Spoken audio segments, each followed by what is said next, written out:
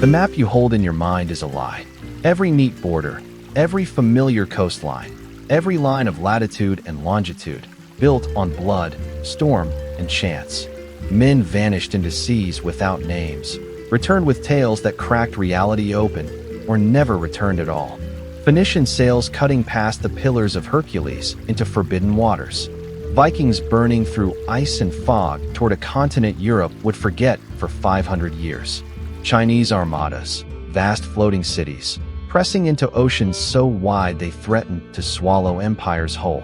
A Moroccan wanderer, Ibn Battuta, walking across deserts where kingdoms collapsed overnight, stitching together a world no one dared believe could be so vast, so merciless, so connected. And then, the lightning strikes harder.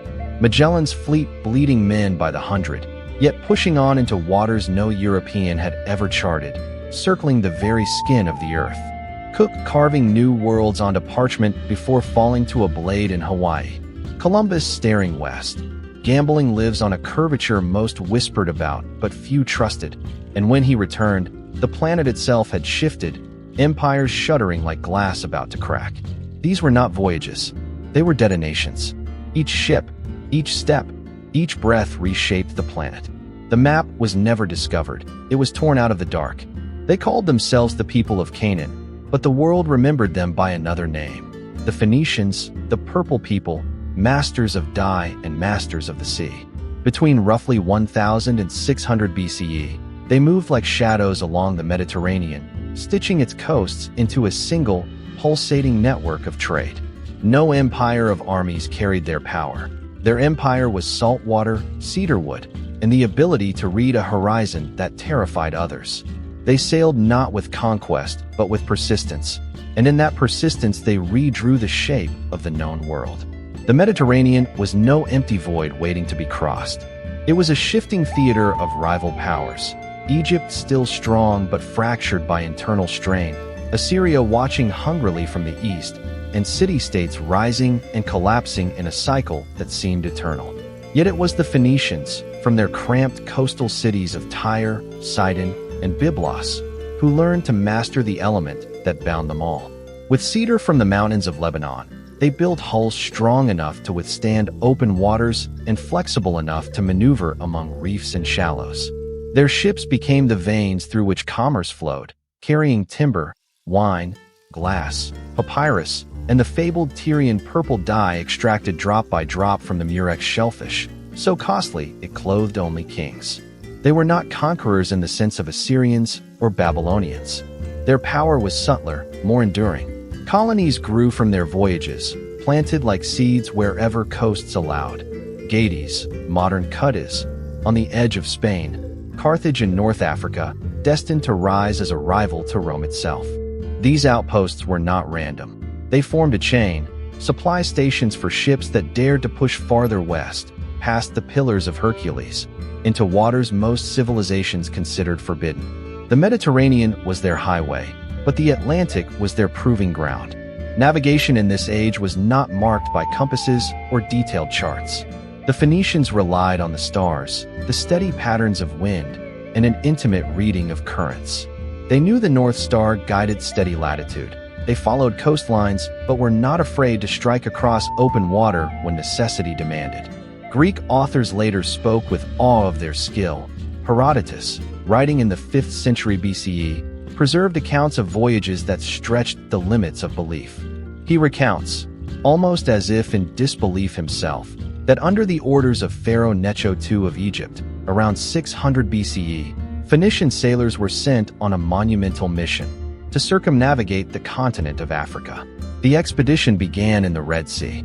The ships pressed south, hugging the unfamiliar eastern coast of Africa, moving beyond the known lands of Punt and into waters no Egyptian or Mesopotamian had charted. They planted crops on shore as they traveled, waiting out seasons before pressing further. This was no single dash, but a sustained campaign lasting years. Herodotus claims the fleet rounded Africa's southern tip, sailed northward, and returned through the Pillars of Hercules into the Mediterranean, completing a circle around the landmass. His words carry a detail so strange it must have startled his readers. The sailors reported that while rounding the southern coast, the sun was on their right, not their left. To Herodotus, it was evidence they were lying. To modern historians, it is proof they may indeed have seen the southern hemisphere, where the sun does shift northward in the sky. The truth of this voyage remains debated, but its very possibility reveals the scale of Phoenician seamanship. To sail from the Red Sea, down the eastern African coast, past the Cape of Good Hope, and back north into the Atlantic would have required not only endurance, but knowledge of monsoon winds and currents. Knowledge Phoenician mariners likely possessed through centuries of experience in the Indian Ocean trade. Whether or not the circumnavigation fully occurred, the story alone testifies to how their reputation rippled across the ancient world. Their ships left not just goods but culture in their wake. The alphabet they developed, streamlined, practical, reduced to a set of consonantal symbols, spread with them. Greeks adapted it, Romans inherited it, and from its bones the letters on this page were born. To sail with Phoenicians was not only to trade cedar or glass, it was to transmit the very tools of written civilization. By the 9th and 8th centuries BCE, their colonies had become indispensable. Carthage, founded by settlers from Tyre, grew into a power that rivaled every naval force in the western Mediterranean. Its harbors were masterpieces of engineering, circular basins able to house hundreds of warships, supplied by networks of Phoenician knowledge stretching back centuries. The Greeks traded with them and competed with them, but they did not forget who had mapped the seas first. Even in warfare, Phoenician skill at sea was decisive. In the late 7th century BCE, when Assyria pressed its dominance over the Levant, Phoenician ships carried armies across seas the Assyrians themselves could not master. When Persia rose in the 6th century BCE, Phoenician fleets were absorbed into its empire, forming the backbone of its naval campaigns against Greece. The Battle of Salamis in 480 BCE was fought with Phoenician-built ships on both sides, the knowledge of Tyre and Sidon, weaponized by competing empires. Their role in Mediterranean colonization is no less significant. Beyond Spain, Phoenician sailors ventured to the British Isles, trading for tin essential in bronze production. They mapped Atlantic currents to reach these distant markets, journeys fraught with danger but vital to sustaining the economy of the Mediterranean. Strabo, writing centuries later, noted how closely they guarded these routes. When a Carthaginian ship was followed by a rival vessel, the captain deliberately ran his own ship aground rather than reveal the way to his competitors, an act that shows how exploration was not only a feat of endurance, but a weapon of secrecy. By the time Rome began to rise, much of the Mediterranean's geography was already known, charted in practice if not in writing. Through centuries of Phoenician voyaging, they had transformed the sea from a barrier into a lattice of connection. Ports that had once been isolated became nodes in a vast network. Goods from Britain, silver from Spain, ivory from Africa, spices from Arabia, and ideas from Greece all passed through their harbors. The Phoenicians vanished as a distinct political power, absorbed by conquerors and erased by time, but their imprint on the map remained. The alphabet, the colonies, the maritime routes, they survived, woven into the structures of newer empires. Even the legend of their circumnavigation of Africa lingered, a whisper that humanity had already tested the boundaries of its world long before the age of discovery. Their story is not one of monuments or conquests etched in stone. It is one of currents, of ships slipping over horizons, of coastlines brought into contact for the first time. They mapped the ancient seas not by drawing lines, but by daring to sail where others feared the edge might break into nothing. In the ancient Greek city of Massalia, modern Marseille, there lived a man whose voyage tore open the limits of the known world. His name was Pytheas, and around 320 BCE he set sail from the edge of the Mediterranean into waters so alien that later writers accused him of lying. His contemporaries in Athens and Rome could not believe what he claimed to have seen. Yet his words echo across centuries, fragments of testimony preserved by writers who quoted him only to scoff. Tales of seas that froze solid, of nights without darkness, of lands beyond the reach of the sun. Massalia was no ordinary city. Founded by Phocian Greeks in the 6th century BCE, it was a trading post perched on the western edge of the Mediterranean. By Pytheas' time, it was a hub of commerce linking Greek merchants with Celtic tribes of Gaul, Iberia, and the Atlantic coast. Goods flowed in: tin from Britain, amber from the Baltic, salt, hides, slaves, wine. The Massalians dealt not only in commerce, but in knowledge. They had maps, mathematical astronomy inherited from the great Greek tradition, and the curiosity to push farther. Pytheas was both merchant and geographer, a man of calculation and daring. He sailed north, into waters that Greek sailors rarely dared to cross. His destination was Britain, known in fragments to Mediterranean traders, but never mapped systematically. Tin was the lure, for bronze required it, and Britain's mines were among the richest sources. But Pytheas did more than record trade routes. He studied the island itself, taking note of its size, its people, its customs. Later writers record his descriptions, that Britain was a land of grain cultivation, that the inhabitants harvested their wheat not by cutting the stalks, but by cutting off the ears alone. He measured the island's circumference as 40,000 stadia, a figure remarkably close to its actual dimensions. He marked its relation to the continent with an accuracy that shocked later geographers who realized how precise his calculations had been. Yet Britain was not the end. Pytheas pressed beyond, sailing northward past Scotland into seas none of his contemporaries had ever seen. He wrote of a land he called Thule. Its name would pass into legend, synonymous with the ultimate north, the edge of the habitable world. He reported that it lay 6 days' sail from Britain. The exact location remains debated. Some argue it was Iceland, others Norway, or perhaps the Shetland or Faroe Islands. Whatever the case, Pytheas described phenomena that no Greek had ever witnessed: the midnight sun, where daylight lingers without night; the strange alternation of seasons, where winter consumed the land in darkness. He recorded that in Thule, grain could ripen in 24 hours of sunlight, testimony that he had indeed crossed into polar latitudes. The most startling of his claims concerned the sea itself. He described an ocean that could no longer be sailed, a gelatinous mixture of water, ice, and air where ships could not move. His words were later paraphrased as a congealed sea, perhaps an early reference to drift ice or slush in the Arctic waters. Ancient Mediterranean readers, accustomed to the clear, blue waters of the Aegean, could not fathom such a thing. To them, Pytheas was inventing monsters.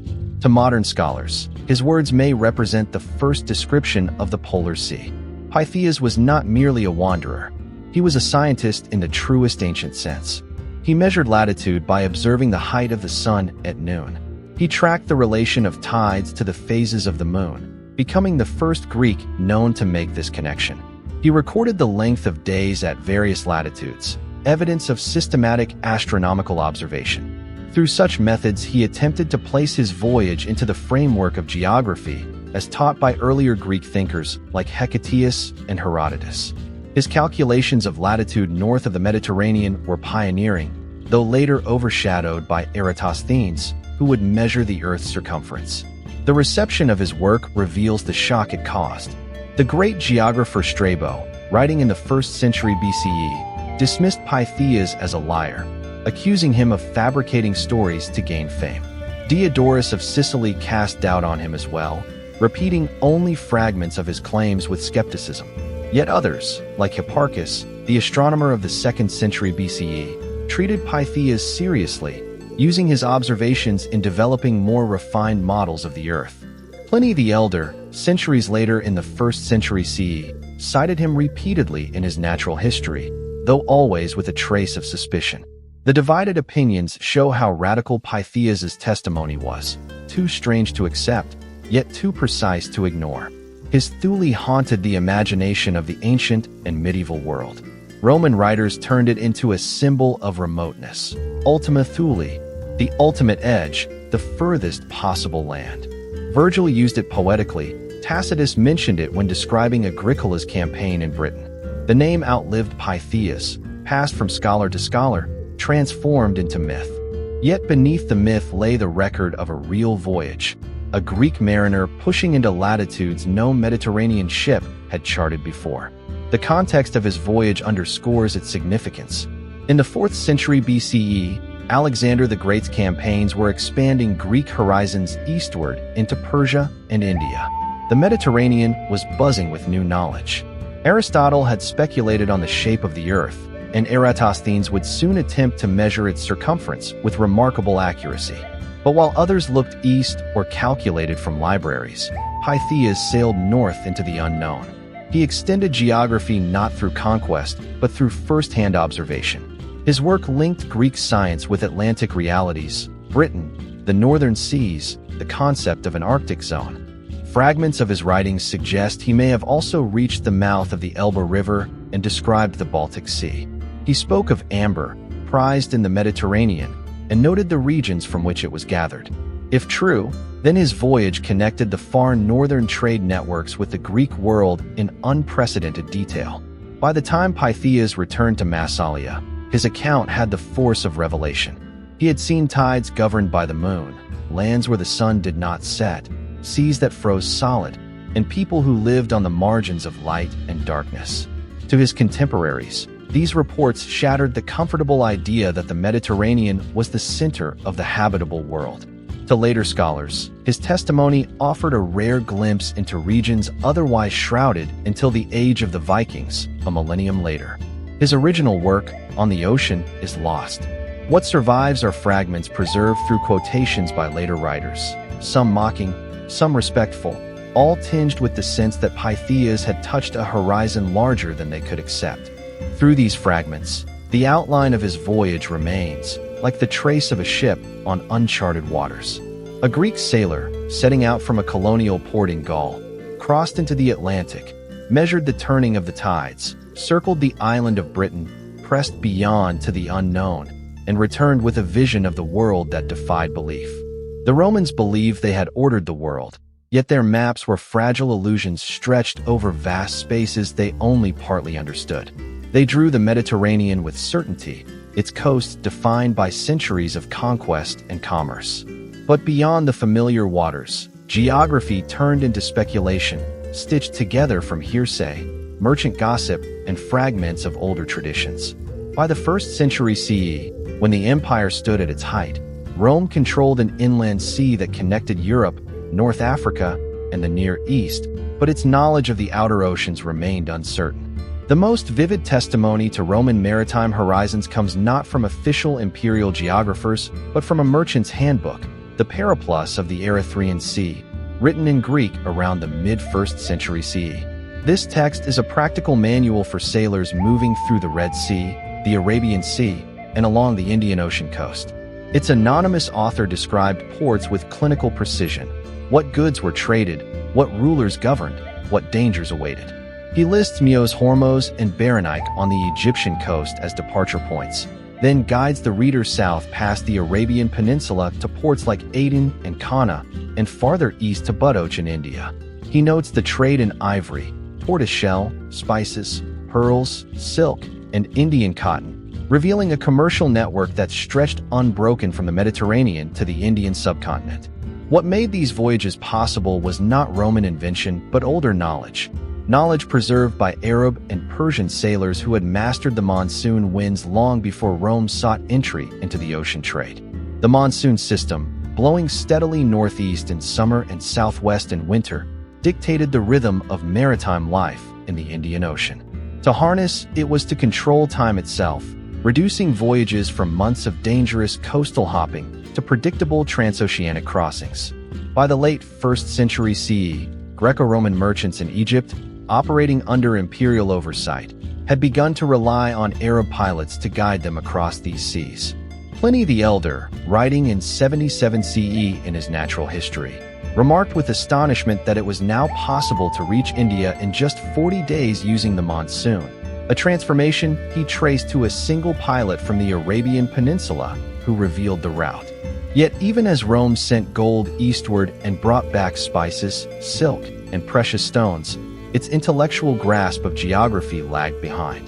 The most ambitious attempt to systematize global knowledge came not from a sailor, but from Claudius Ptolemy of Alexandria, writing in the mid-2nd century CE. His Geographia was a monumental effort to calculate the shape of the known world through mathematical coordinates. He drew on earlier work by Marinus of Tyre, on travelers' accounts, and on his own astronomical expertise. For every region he could, Ptolemy assigned latitude and longitude, constructing a grid that placed the oikoumene, the inhabited world, within measurable bounds. His maps stretched from the British Isles in the northwest to China in the east, from Scandinavia in the north to the fabled lands of Ajasimba south of the Sahara. But Ptolemy's system was both brilliant and flawed. He underestimated the circumference of the Earth, compressing longitude, which made Asia appear much closer to Europe than it truly was. This error would echo across centuries, shaping the way medieval and Renaissance geographers imagined the distance between Europe and Asia. Columbus would later gamble on this miscalculation, convinced he could cross the Atlantic and reach the Indies swiftly. Still, Ptolemy's work was revolutionary. It was the first attempt to bind the world into a single mathematical model, one that could, in theory, be tested against reality. As Rome waned in the west, this geographic knowledge fractured. The empire's collapse in the 5th century CE meant its networks broke apart, its maps forgotten in Latin Europe. But in the east, in Byzantine and Persian lands, trade through the Indian Ocean never ceased. Arab sailors dominated these routes, linking the coasts of Africa, Arabia, India, and Southeast Asia. They refined navigational methods, using the Kamal, a simple instrument to measure the altitude of the pole star, allowing them to sail by latitude with remarkable accuracy. They named and charted the monsoon winds, giving rhythm to oceanic travel in a way the Mediterranean had never known. When Islam rose in the 7th century, these sailors and scholars inherited not only the trade routes, but also the intellectual tradition of the Greeks. The Abbasid caliphs, ruling from Baghdad in the 8th and 9th centuries, sponsored vast translation projects. In the House of Wisdom, Greek texts were rendered into Arabic, including Ptolemy's Geographia. Yet these were not passive inheritances. Arab scholars criticized, corrected, and expanded upon them. Al-Khwarizmi in the 9th century produced a revised geography, reducing Ptolemy's exaggerated measurement of the Mediterranean's length. Al-Idrisi in the 12th century, working for the Norman king Roger II in Sicily, produced maps that synthesized Arabic, Persian, and classical knowledge into an atlas that depicted not just the Mediterranean, but the Indian Ocean with astonishing accuracy. Meanwhile, sailors carried this knowledge into practice. Arab merchants traced regular circuits between East Africa and the Indian subcontinent, carrying gold, ivory, and slaves from the Swahili coast in exchange for Indian textiles and Chinese porcelain. The dhow, with its triangular lateen sail, became the defining vessel of the Indian Ocean, able to tack effectively against winds and ride monsoon currents with speed. By the 10th century, geographers like Al-Masudi wrote confidently of voyages to China, describing its ports, goods, and people with a level of detail no Roman had ever achieved. The fusion of Roman, Greek, and Arab traditions reshaped how the world was imagined. Where the Romans had seen the Indian Ocean as a distant periphery, Arab geographers placed it at the center of a connected world. They recorded the coastlines of Africa with increasing precision, noting the island of Madagascar, the great rivers like the Zambezi, and the resources that drew merchants south. They identified the Malay Peninsula and the straits leading into the Pacific, integrating Southeast Asia into the world's commercial framework centuries before Europeans arrived. Knowledge in Baghdad did not stay confined to scholars. It circulated back through the Mediterranean, carried by merchants, translated into Latin in later centuries, seeping into Europe through Andalusia and Sicily. The chain of transmission was unbroken, even when Europe itself seemed isolated. And at its core stood the monsoon, the geometry of Ptolemy, and the practical manuals of sailors who knew the sea by its winds, its stars, and its ports.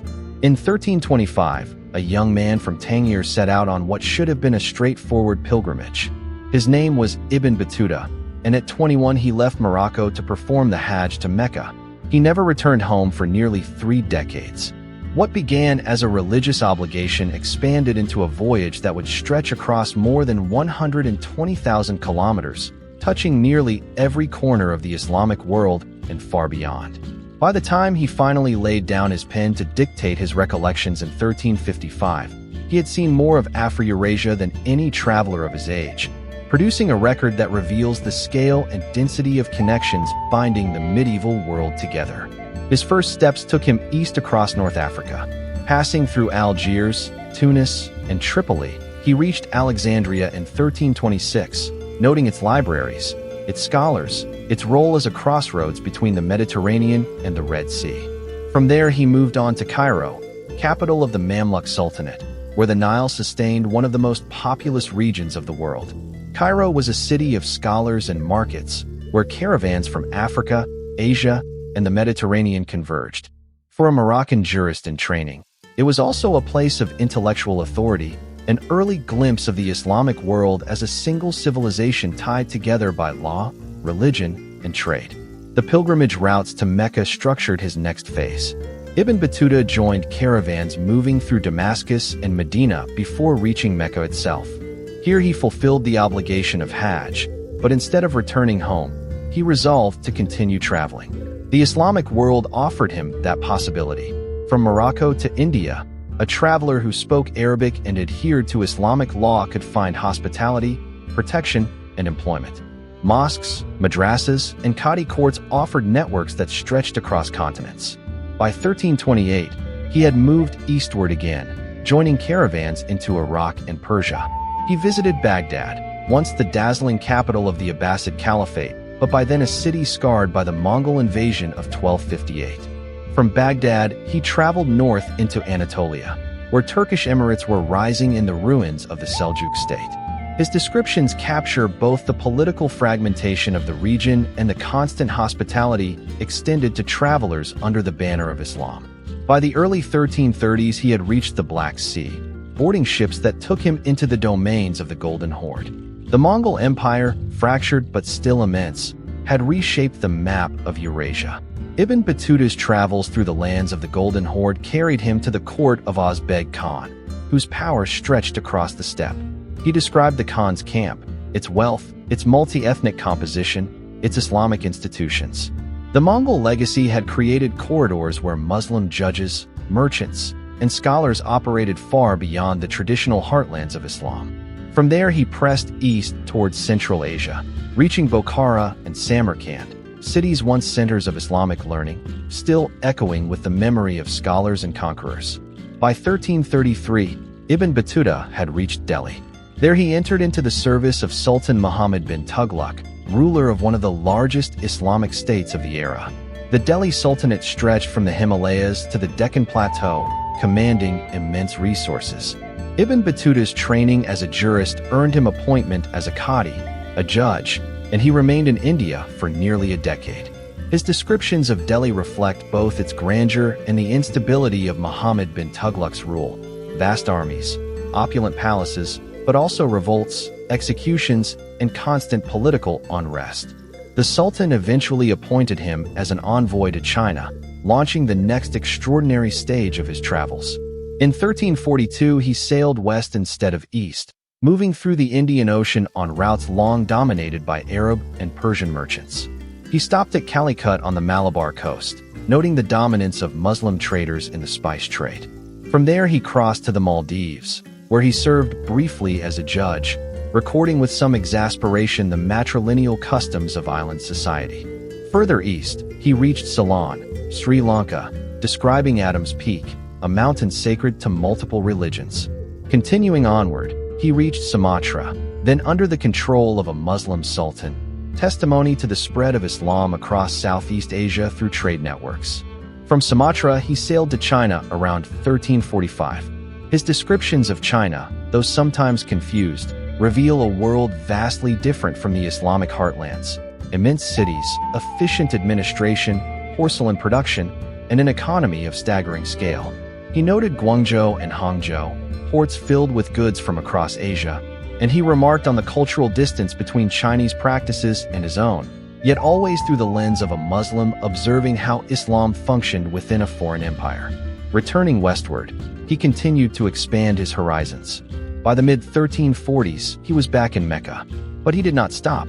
He turned his attention to Africa south of the Sahara. In 1352, he joined a caravan from Morocco that crossed the desert to Mali, at that time one of the richest kingdoms in the world.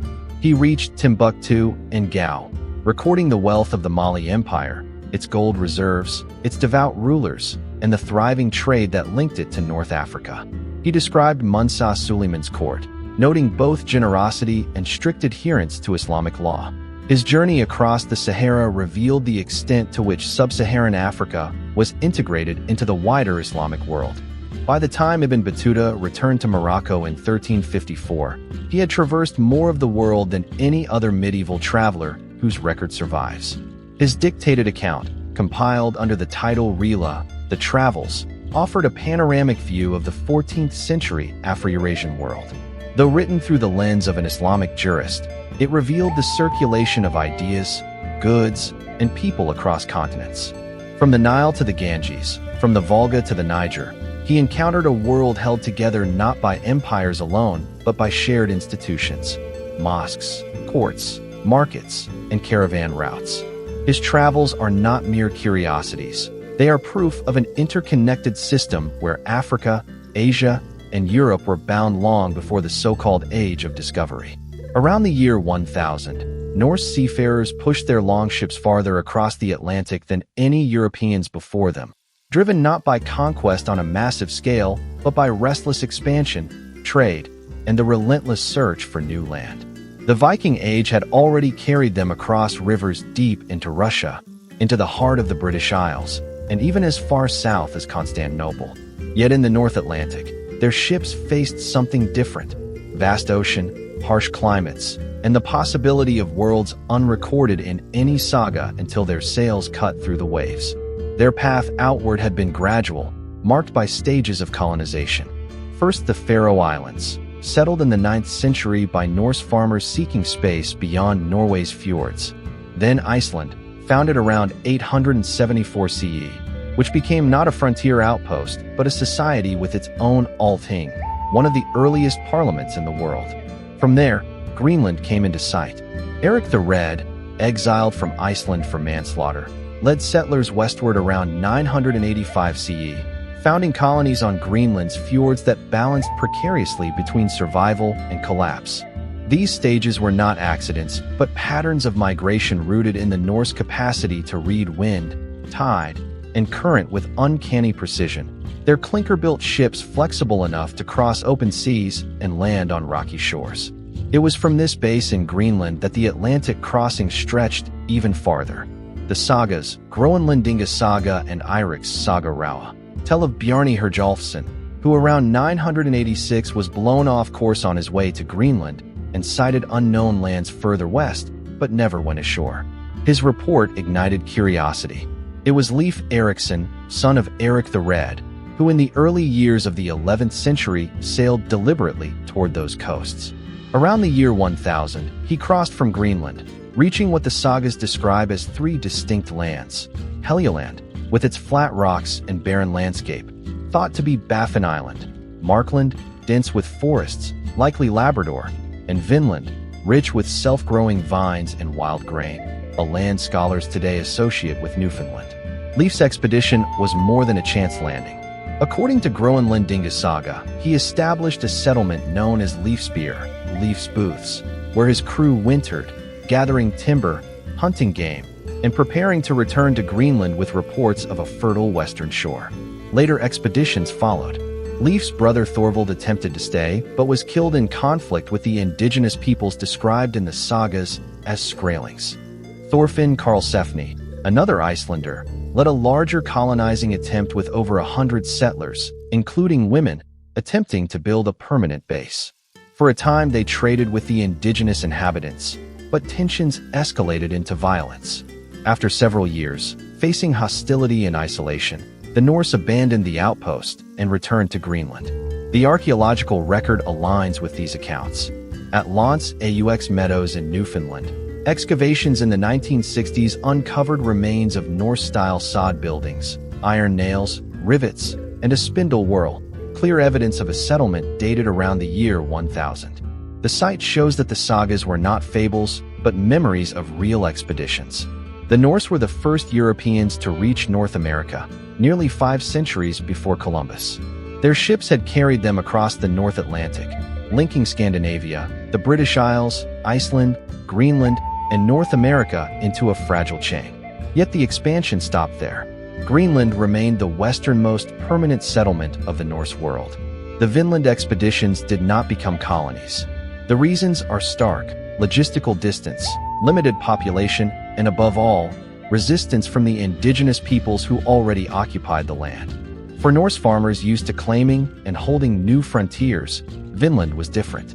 The distances between Greenland and Vinland made regular supply difficult. The Greenland colonies themselves depended on trade with Iceland and Norway, exporting walrus ivory and furs in exchange for iron, timber, and grain. Establishing a permanent settlement in North America proved unsustainable. By the 14th and 15th centuries, even Greenland itself declined. The Western settlement collapsed around 1350, likely under the combined pressures of climate change during the onset of the Little Ice Age, isolation, and dwindling trade.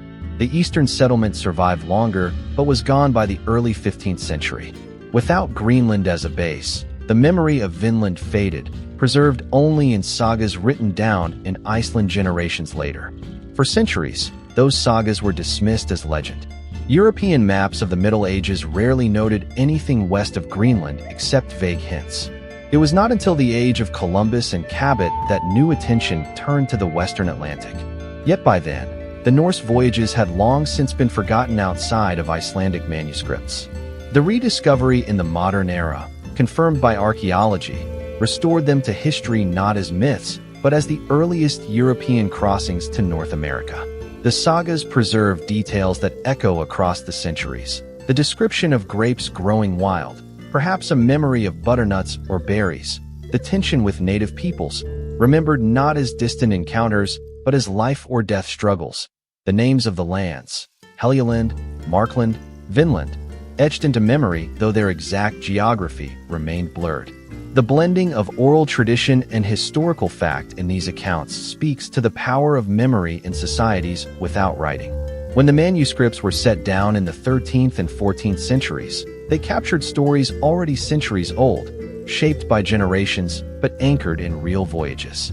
The Norse who crossed to North America were not explorers in the modern sense, but farmers and settlers. They sought pasture, timber, and land, not glory. Their voyages tied them into a broader Viking Age pattern of expansion, the same movement that carried others down Russian rivers or into the British Isles. But here, on the western edge of the known world, their expansion reached its limit. Still, the image of Leif Erikson's ship landing on the shores of Newfoundland remains one of the most striking moments in medieval history. It was not a conquest, not a lasting settlement, but a fleeting contact. Europe touching North America and then pulling back, leaving only traces. The sagas, silent for centuries, speak again through the soil of Lance aux meadows, through rivets and timber, through fragments of a world where Norse sails cut into the Atlantic horizon and reached a continent that would not see Europeans again for half a millennium. In the crucible of China's technological ingenuity, one invention altered the trajectory of the seas forever: the magnetic compass.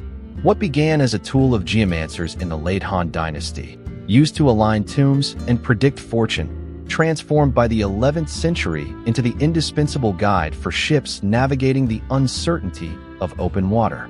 The principle was deceptively simple: a lodestone, naturally magnetized iron ore, aligning itself with the Earth's magnetic field. Early Chinese records, such as Shun Qua's dream pool essays in 1088, noted that a magnetized needle, suspended on water or mounted on a fixed pivot, always pointed south. This shift from mystical curiosity to practical navigation was not a gradual accident, but a deliberate adaptation within a society that depended on both commerce and security. The Song dynasty, established in 960, was not an empire of mounted horsemen, but of merchants, scholars, and administrators. Unlike the expansionist Tang before it, the Song found power not in distant conquest, but in wealth generated through trade. Silk, porcelain, and tea flowed outward. Silver, spices, ivory, and rare woods flowed inward. The arteries of this economy stretched across the seas, and with them came the demand for precise navigation. China's coastlines were treacherous, currents unpredictable, and stars hidden behind monsoon clouds. A compass provided certainty when the heavens could not. By the early 12th century, Chinese mariners were using compasses aboard ships with precision. Records mention the south-pointing needle as standard equipment in navigation manuals, such as Pingzhou table talks written around 1119 by Zhu Yu. His account describes how sailors in the South China Sea used floating compasses to maintain their course during cloudy weather when neither sun nor stars could guide them. This was not speculation. It was testimony from a man writing in a world where the compass had already become a practical instrument of survival. The introduction of the dry compass, with a needle balanced on a pivot rather than floating, made it even more reliable at sea. The Song dynasty's embrace of maritime trade transformed China's relationship with the world. The empire's ports, Xuanzhou and Fujian, Guangzhou in the south, Mingzhou near modern Ningbo, were not provincial harbors but gateways linking the Chinese interior to Southeast Asia, India, the Persian Gulf, and beyond. Arab and Persian merchants had long visited China by the time the Song dynasty ruled, but now Chinese ships themselves crossed outward in greater numbers. Junks, with their flat bottoms, watertight bulkheads, and sternpost rudders, were unrivaled in design. Their sails, made of woven matting, were reinforced with bamboo battens that allowed precise maneuvering even against shifting winds. The compass amplified the potential of these vessels, turning maritime routes into highways of commerce and culture. By the 11th and 12th centuries, Chinese fleets dominated the maritime Silk Road. Trade stretched south to Kampa and Srivijaya, across the Bay of Bengal to the Chola Kingdom in India, and westward toward the Persian Gulf. Porcelain from the kilns of Jingdezhen reached distant markets, as did lacquerware and copper coins. In return, China imported frankincense from Arabia, pepper from India, and sapanwood from Southeast Asia. This exchange was not limited to goods. Knowledge of astronomy, medicine, and mathematics traveled with the merchants, carried by the same ships whose pilots traced invisible lines across the ocean with the aid of their compasses. The political significance of this maritime expansion was immense. While the Song dynasty suffered repeated military humiliation at the hands of nomadic states, the Khitan Liao, the Tangut Western Xia, and later the Jurchen Jin, it compensated with unrivaled economic vitality. Control of the seas became both lifeline and armor. The state taxed maritime trade, regulated it through government-supervised trade offices, and invested in naval defense to protect coastal routes. The invention of the compass, therefore, was not an isolated stroke of genius, but a critical component of a larger system that allowed the Song to survive and thrive despite its vulnerability on land. Foreign records confirm China's maritime presence. Muslim geographers writing in the 12th and 13th centuries noted the precision of Chinese navigation, contrasting it with the less reliable methods of other seafarers who depended entirely on the stars. The spread of the compass into the Islamic world and eventually to Europe was the product of this contact. By the late 12th century, references to magnetized needles appeared in Arabic texts, and by the early 13th century, European sailors had adopted the device. The Silk Road had extended beyond caravans crossing deserts. It had become a maritime artery of technology, ideas, and instruments. Yet within China, the compass was only one piece of a broader technological culture that favored precision and systematization. The Song era witnessed advancements in gunpowder weapons, block printing, and hydraulic engineering, but the compass held a unique place. It reshaped spatial awareness itself. For a merchant in Xuanzhou setting sail for the Malabar coast, the sea was no longer a void punctuated only by seasonal winds. It was a mapped corridor with fixed points of direction. A navigator could sail at night without stars, steer through monsoon fog, and still reach his port. In this sense, the compass redefined not only trade but the very perception of the world structure. The spread of Chinese maritime influence during the Song set the conditions for what came later under the Ming dynasty. When Kublai Khan's Yuan dynasty absorbed the Song in 1279, Mongol rulers inherited both the ports and the naval technologies that made overseas trade indispensable. Under the Ming, beginning in the early 15th century, these foundations would enable Zheng He's treasure fleets, armadas of colossal scale, crewed by tens of thousands, sailing across the Indian Ocean. Without the compass and the maritime institutions of the Song, such expeditions would have been inconceivable. The compass's story, however, was not only about ships and sailors. It reveals the interdependence of science and necessity. Zheng He's observations about magnetic declination, the phenomenon of the needle pointing slightly east of true south, reflect an empirical approach rare in the medieval world. He recognized that the needle did not align perfectly with the Earth's axis, but still provided stable reference. This insight was far ahead of its time, showing how careful observation transformed an object of superstition into an instrument of science. Every record from this period emphasizes not wonder, but utility. Zhu Yu wrote of ship captains consulting their compasses as readily as their rudders. Shipwreck accounts note how compasses guided survivors back to shore. The compass became inseparable from the ship itself, as essential as the planks that held it afloat. Its spread was not ceremonial or symbolic, but practical. Its authority lay in its reliability, in its ability to lead vessels safely across waters that had once devoured countless lives. As the 12th and 13th centuries unfolded, the seas of Asia shifted under the power of those who wielded this tool. The maritime Silk Road was no longer a precarious string of voyages tied to seasonal winds. It became a consistent circuit of exchange binding together civilizations from East Africa to the South China Sea. In the crowded docks of Quanzhou, foreign merchants spoke in Arabic, Tamil, Persian, and Malay, their voices rising over crates of porcelain and sacks of pepper. Behind their transactions stood the compass, silent, uncelebrated, but indispensable. What began as a stone floating on water had reshaped the axis of global trade.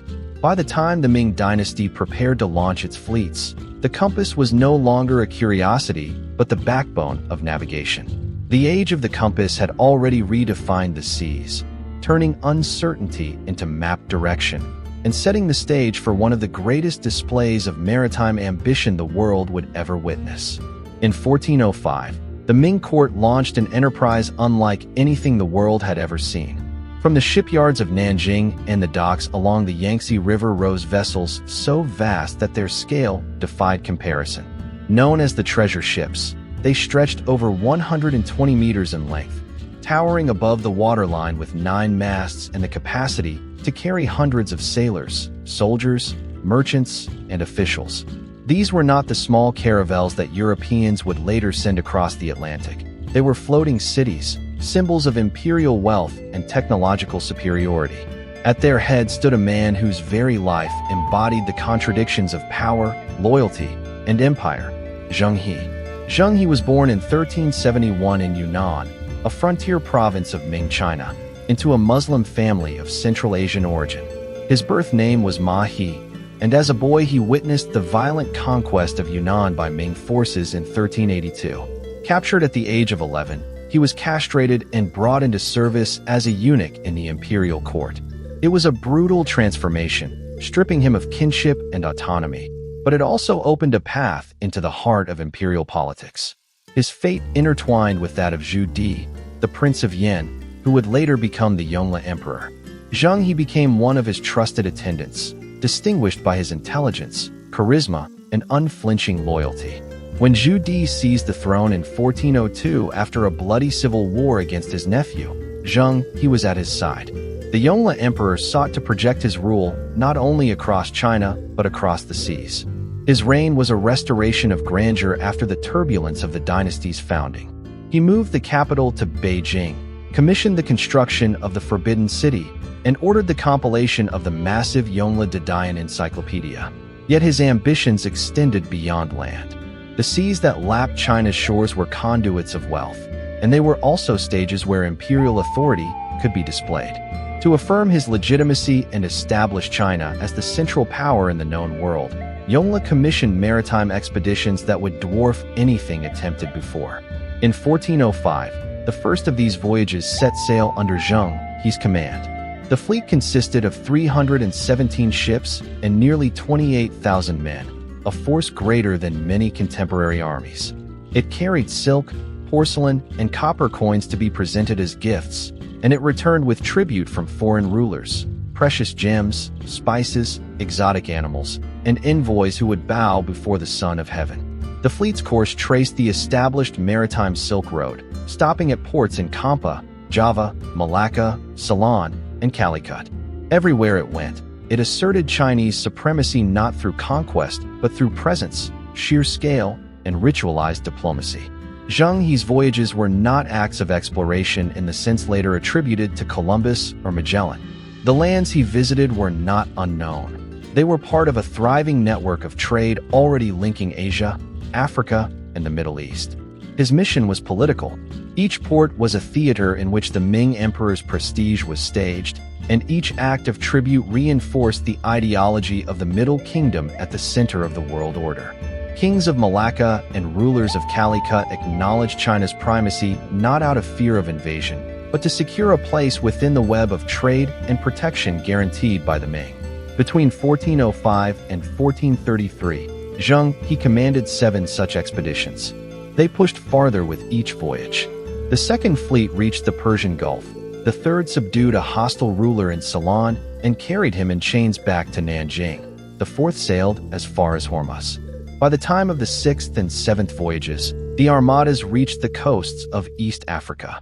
Chinese records speak of visits to Mogadishu, Malindi, and Mombasa, where African rulers offered giraffes, zebras, and ivory as tribute.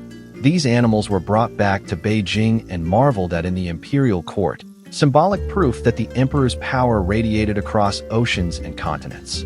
The scale of these voyages cannot be overstated. Contemporary European ships rarely exceeded 30 meters in length, carrying perhaps a few dozen men. Zheng He's treasure ships were accompanied by supply ships, troop transports, patrol boats, and water tankers, forming fleets so vast they required entire harbors to themselves. The logistical demands were immense. Coordination of food, fresh water, medical care, discipline, and navigation across thousands of miles. Yet they succeeded again and again, reaffirming the wealth and order of the Ming state. But behind the spectacle lay tensions. These voyages were expensive, draining the coffers of the treasury. Confucian scholars within the bureaucracy criticized them as wasteful extravagance, distractions from the more pressing threats of Mongol incursions in the north. The traditional Confucian worldview emphasized agriculture and stability, not maritime commerce and foreign diplomacy. To many officials, Zheng He's fleets were symbols of imperial vanity, tolerated only because they served the political interests of the Yongle Emperor. When Yongle died in 1424, support for the expeditions weakened. His successor, the Hongxi Emperor, immediately canceled further voyages, though they resumed under Xuande between 1430 and 1433 with Zheng He's final command. By then Zheng He was aging and in poor health.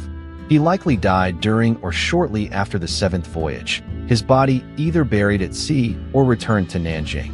Without his leadership and without an emperor committed to overseas ambitions, the fleets were dismantled. Shipyards were abandoned, records destroyed, and within decades the Ming dynasty turned inward. The reasons for this retreat were complex. The threat from Mongol tribes on the northern frontier demanded military focus and resources. Court officials, wary of eunuchs like Zheng He wielding too much influence, pushed for a return to orthodox Confucian governance. Maritime trade did not cease, but it was left to private merchants rather than state-sponsored armadas. By the mid-15th century, the memory of the treasure fleets lingered more as legend than as policy. Yet the impact of Zheng He's expeditions endured. They reshaped relations between China and the wider world, binding states from Southeast Asia to East Africa into a network of tribute and exchange. They demonstrated the scale of Chinese shipbuilding, the precision of navigational science, and the capacity of a centralized state to project power across oceans. They revealed a vision of empire that relied not on colonization but on awe, diplomacy, and wealth. For the rulers who met Zheng He and sent tribute to Beijing, the sight of his colossal fleet was an unanswerable statement. China stood unrivaled in power and ambition. From his beginnings as a captured boy in Yunnan to his role as admiral of the greatest fleet of its age, Zheng He's life traced the course of empire itself, shaped by conquest, bound to the throne, and extinguished when the state's priorities shifted. His voyages from 1405 to 1433 remain among the most ambitious state-sponsored naval expeditions in history, a reminder of a moment when China turned its face toward the oceans and, for nearly 3 decades, commanded them. In 1394, a son was born to King John I of Portugal and Philippa of Lancaster, daughter of the English Duke of Lancaster. His name was Enrique, known to history as Prince Henry the Navigator, though he never captained ships on the open ocean. His life was not the tale of a single explorer, but of a patron, an organizer, and a relentless visionary who set Portugal's gaze away from the soil of Iberia and out toward the Atlantic and the African coastlines. He lived in a world on the edge of change, one foot in the medieval order of crusades and faith, the other edging into the dawn of global empires driven by trade, wealth, and expansion. Henry grew up in a Portugal that had recently secured its independence from Castile and was building its identity as a maritime power. His father, John I, founded the Avish dynasty, and his mother carried the blood of England's Plantagenets, linking Portugal into the web of European dynastic politics. From the outset, Henry's life was framed by war, religion, and the sea. At the age of 21, in 1415, he joined his father and brothers in the conquest of Ceuta, the Muslim stronghold on the North African coast directly opposite Gibraltar. The assault was brutal and decisive. Portuguese knights stormed the city, and Ceuta fell into Christian hands. For Henry, this campaign was a turning point. It exposed him to the riches of North Africa, the spices, gold, and slaves that passed through Muslim trade routes. And it marked the beginning of his lifelong obsession with pushing Portuguese power beyond the known horizon. The conquest of Ceuta had given Henry his first taste of what control over trade routes could mean. Yet it also revealed limits. The city's capture did not deliver the wealth Portugal expected. The caravans shifted to other ports, and the city became more burdened than treasure. But Henry had seen enough. He knew that if Portugal wanted the wealth of Africa, it would have to go further, beyond Muslim-controlled North Africa, to the sources of gold and the routes of commerce that stretched deep into sub-Saharan lands. After Ceuta, Henry returned to Portugal and settled in the Algarve, establishing his base at Sagres. Though modern historians debate the existence of a formal school of navigation, there is no question that Henry gathered there a circle of pilots, cartographers, shipbuilders, and mathematicians. The focus was practical. The Atlantic was filled with hazards, strong currents, treacherous winds, and vast distances with no landmarks. Portuguese sailors needed better charts, more accurate instruments, and ships capable of withstanding the demands of long ocean voyages. Henry's patronage drove the refinement of the caravel, a small, highly maneuverable vessel equipped with lateen sails that could tack against the wind and handle the variable conditions of the African coast. It was this innovation, born of necessity and sustained by Henry's vision, that would become the backbone of European overseas expansion. In the 1420s, under Henry's direction, Portuguese captains began pushing further down the Atlantic coast of Africa. These were not reckless ventures, but carefully planned expeditions. Each voyage extended the limits of European knowledge, correcting maps and recording currents, winds, and harbors.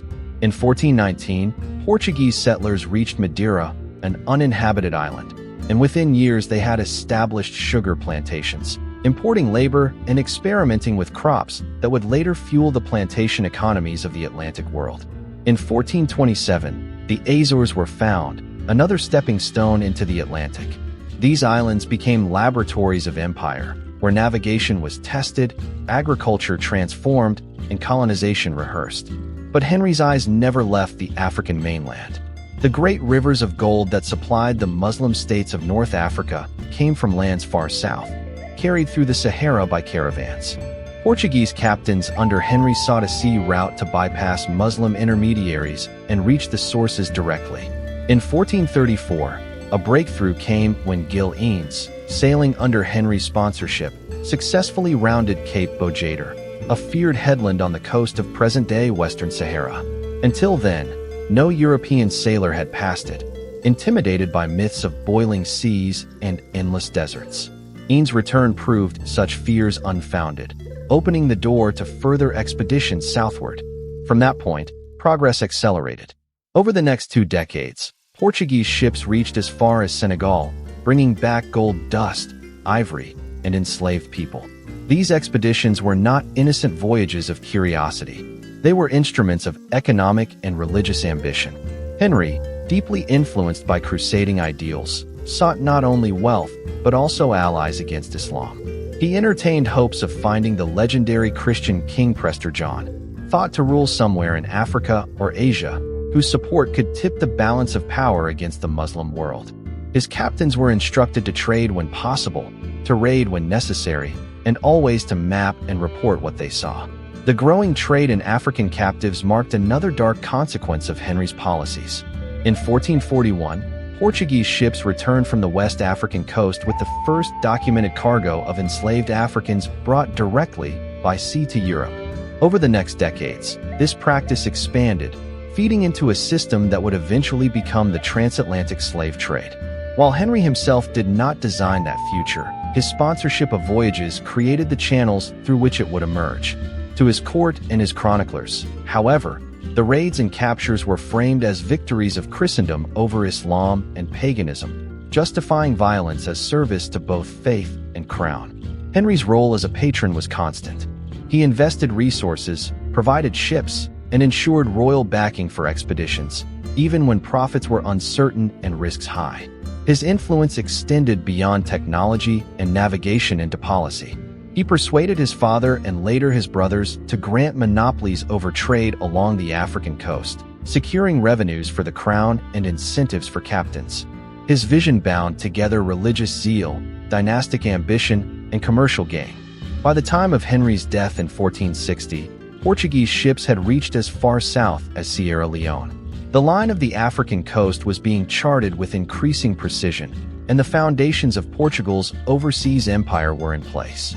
Sugar cultivation on Madeira was flourishing, and a new kind of maritime economy was beginning to take shape. Though Henry himself never sailed beyond Ceuta, his name was forever attached to the process by which Europe turned outward, using ships and charts to redraw the map of the known world. Prince Henry the Navigator lived not as an explorer, but as an architect of exploration. His fortress at Sagres became a symbol of Portugal's seaward orientation. His captains pushed through fear and myth to establish real knowledge of the Atlantic and African coastlines. His patronage fostered the caravel, the maps, and the trained sailors who would carry Portuguese flags farther than anyone had imagined at the dawn of the 15th century. His life captured a moment of transition, when medieval crusading spirit fused with the emerging logic of commerce and empire, setting in motion forces that would shape centuries to come. In the closing decades of the 15th century, Portugal stood on the edge of an ambition that had haunted it for nearly a century: the quest for a sea route to India. For generations, Portuguese captains had inched southward along Africa's Atlantic coast, mapping, trading, and recording, driven by the vision first encouraged under Prince Henry the Navigator. Gold and ivory had been secured, islands colonized, and trade posts established, but the real prize, the markets of Asia, with their spices, silks, and precious stones, remained blocked by Muslim intermediaries who controlled the overland routes through the Middle East. It was in this tense atmosphere of urgency and obsession that Bartolomeu Dias was chosen to lead an expedition that would push further than any European ship had ever gone. In 1487, King John II of Portugal commissioned Dias to test whether Africa could be rounded from the south. Portuguese sailors knew the coast well as far as the Gulf of Guinea, but beyond lay vast uncertainties. Myths of impassable seas, burning suns, and monstrous creatures still lingered in European imagination, even after decades of careful navigation. Dias commanded 2 caravels, light and maneuverable, accompanied by a supply ship. He carried with him stone markers, or padros, inscribed with the royal arms, to be placed along the coast as declarations of Portuguese presence. The expedition hugged the shoreline southward, but as they passed into uncharted waters, they confronted fierce Atlantic storms. Dias made a fateful choice. He pushed out to sea, away from the coast, allowing the prevailing winds to carry his ships into the open ocean. For days they were driven east and south, until finally, when the storm subsided and the fleet turned north, they found no coast ahead. Only after sailing further did they sight land again, not west of them, but east. It was then that Dias understood. He had rounded the southern tip of Africa without knowing it. In early 1488, his ships anchored at Mossel Bay, on the south coast of present-day South Africa. Continuing eastward, they reached as far as the mouth of the Great Fish River. The breakthrough was undeniable. Africa did not extend endlessly southward. It could be rounded, and beyond lay the waters that led toward the Indian Ocean. Diaz had achieved what no European before him had managed. Yet his crew, exhausted and fearful, refused to continue.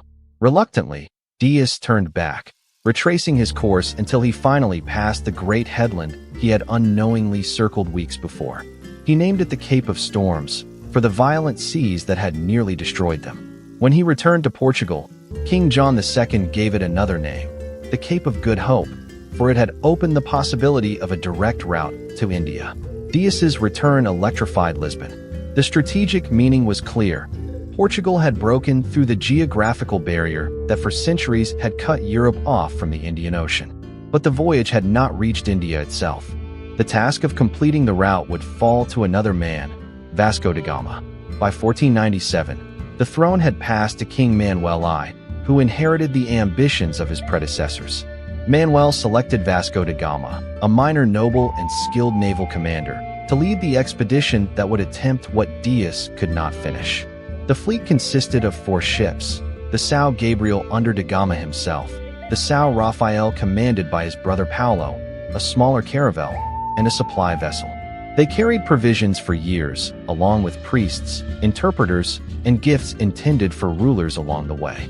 Unlike earlier expeditions, this was no reconnaissance. It was a direct bid for the riches of India.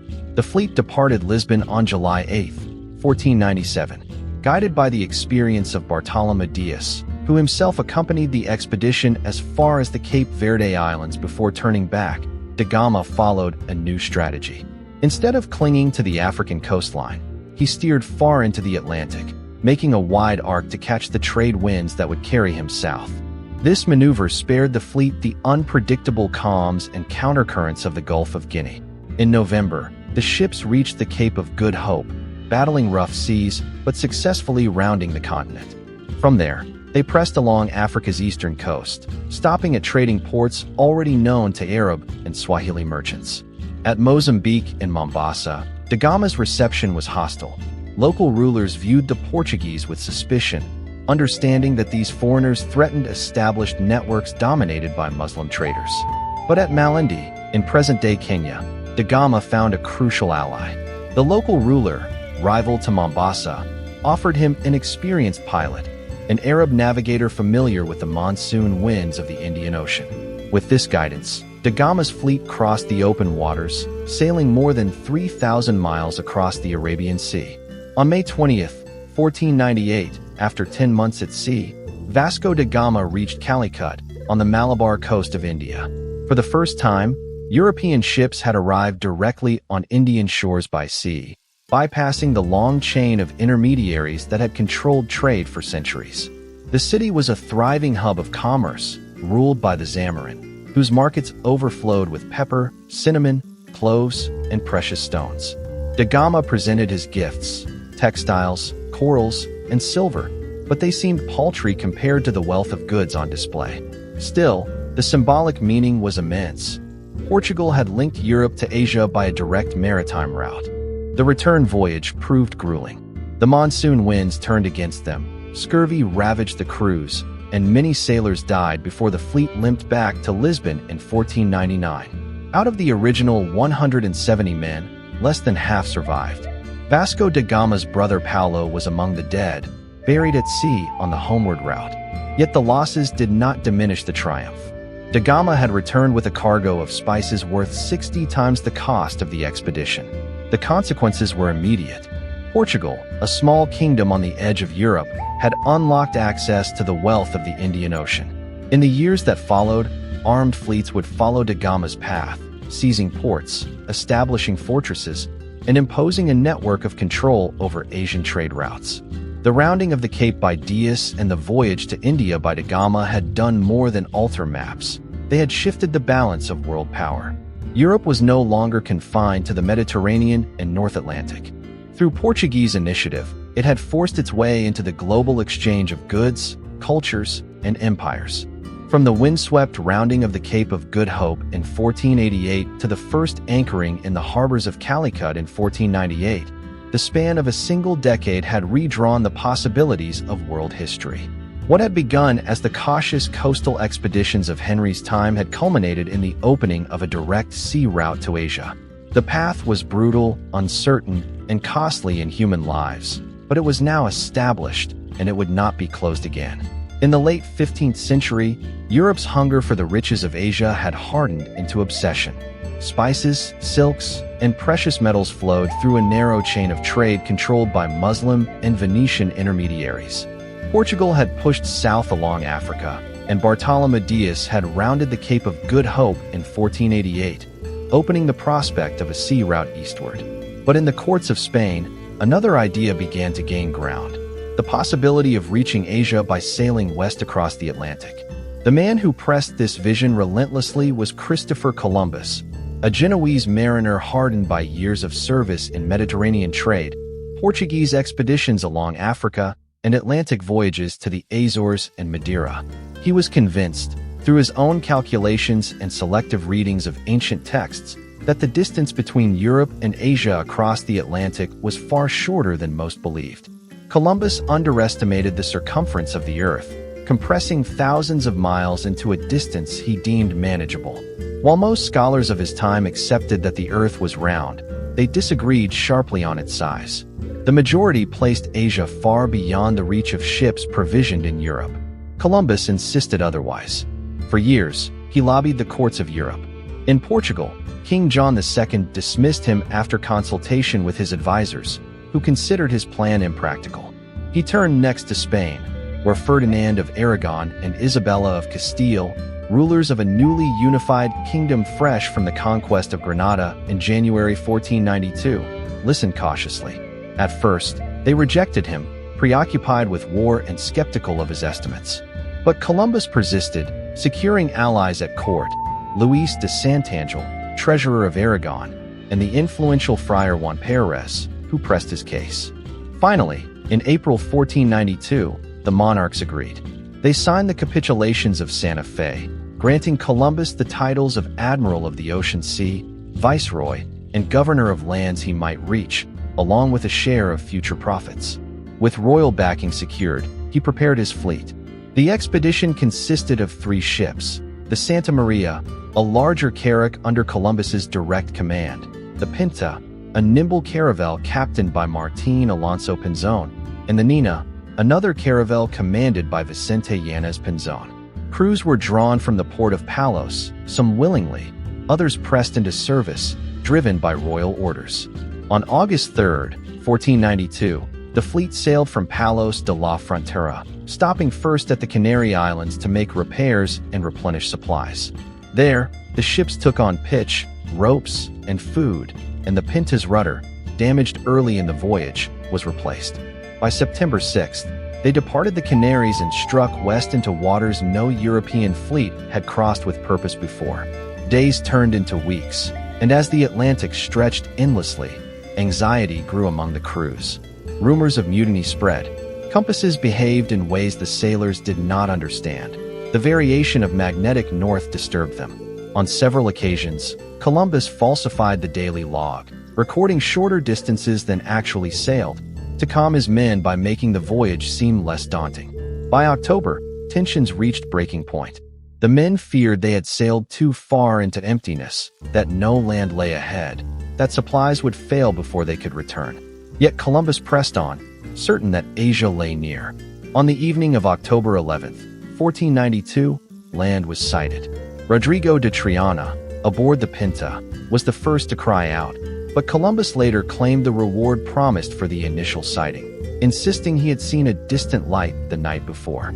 At dawn on October 12th, the ships anchored off an island in the Bahamas, which Columbus named San Salvador. He believed he had reached islands off the coast of Asia. The encounter that followed marked the opening of a new chapter in world history. The indigenous Taino inhabitants, part of the Arawak peoples of the Caribbean, greeted the Europeans with curiosity. Columbus noted their generosity, their ornaments of gold, and their lack of weapons, recording in his diary that they could be easily converted to Christianity and used as laborers. He planted the Spanish flag, claimed the island for Ferdinand and Isabella, and pressed on. Over the next weeks, the fleet moved through the Bahamas, reaching Cuba on October 28th. which Columbus at first believed to be part of mainland China. Later, in December, they arrived at Hispaniola, modern-day Haiti and the Dominican Republic, where they encountered larger settlements, complex societies, and further signs of gold. It was on Hispaniola that disaster struck. On Christmas Day 1492, the Santa Maria ran aground and was wrecked. From its timbers, Columbus ordered the construction of a small settlement, La Navidad, manned by 40 men, the first European foothold in the Americas. With the Nina as his remaining ship and the Pinta under Martín Alonso Pinzón, Columbus prepared for the return voyage. Relations with the Taino were at first cordial but increasingly strained, as demands for gold and labor clashed with the realities of local life. On January 16, 1493, Columbus began the return to Spain. The Atlantic again tested the fleet with storms, scattering the ships. The Pinta and the Nina became separated, each making its own way home. Columbus, aboard the Nina, was driven north toward the Azores, where he was briefly detained by Portuguese authorities, suspicious of his voyage. By March, he finally returned to Palos, bringing with him Taino captives, gold trinkets, and parrots, symbols of the lands he had claimed. The reaction in Spain was overwhelming. Columbus was celebrated, granted audiences with Ferdinand and Isabella, and his titles confirmed. He had not reached Asia, though he continued to insist he had found islands off its coast. What he had done was far greater. He had opened the Americas to Europe. His voyage of 1492 marked the beginning of conquest and colonization, of transatlantic exchange that would reshape both hemispheres. Crops, animals, diseases, and peoples would move across the ocean in both directions, altering diets, economies, and populations on a global scale.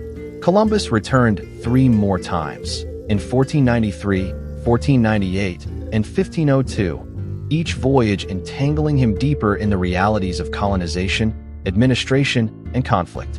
But it was the first voyage, between August 1492 and March 1493, that shattered the old boundaries of geography. A man dismissed as a dreamer and rejected by kings had, through persistence, calculation, and misjudgment alike, forced open a door between continents that had remained separated for millennia. The opening of San Salvador, Cuba, and Hispaniola to European contact was not merely the achievement of one navigator, but the starting point of a tidal shift in world history. In its wake would come conquest, empire, and devastation for the native populations, alongside the forging of an Atlantic world that would dominate the centuries to follow. Columbus had not reached Asia, but in crossing the Atlantic he had set in motion forces that could not be contained, his name tied forever to the moment when 2 worlds collided. In the closing years of the 15th century, Europe struggled to understand what had been revealed across the Atlantic. Columbus had returned to Spain in March 1493 proclaiming he had reached the Indies, convinced the islands he touched were the fringes of Asia. But doubts crept in.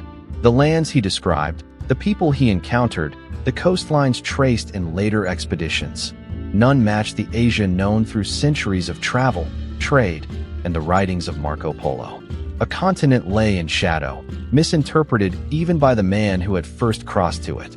The task of giving it shape, identity, and ultimately a name would fall not to Columbus, but to a Florentine merchant turned navigator, Amerigo Vespucci. Amerigo was born in Florence in 1454, raised in the heart of a city where trade, banking, and intellectual ambition intertwined. He worked as a merchant for the Medici family, learning finance and logistics. In the 1490s, he was dispatched to Spain, managing Medici interests in Seville, a city already transforming into a center of Atlantic expeditions. There he came into contact with men who outfitted ships for voyages across the ocean. His skills, his curiosity, and his connections drew him into this expanding world. The exact details of Vespucci's voyages remain debated, clouded by conflicting accounts. But by 1499, he sailed with Alonso de Ojeda's expedition to the coast of South America. That fleet, authorized by Spain, ventured far beyond the Caribbean islands Columbus had charted. Vespucci recorded extensive observations, the vast coastlines stretching endlessly, the mouths of enormous rivers, the sheer scale of the continent compared to the small islands Columbus had proclaimed part of Asia.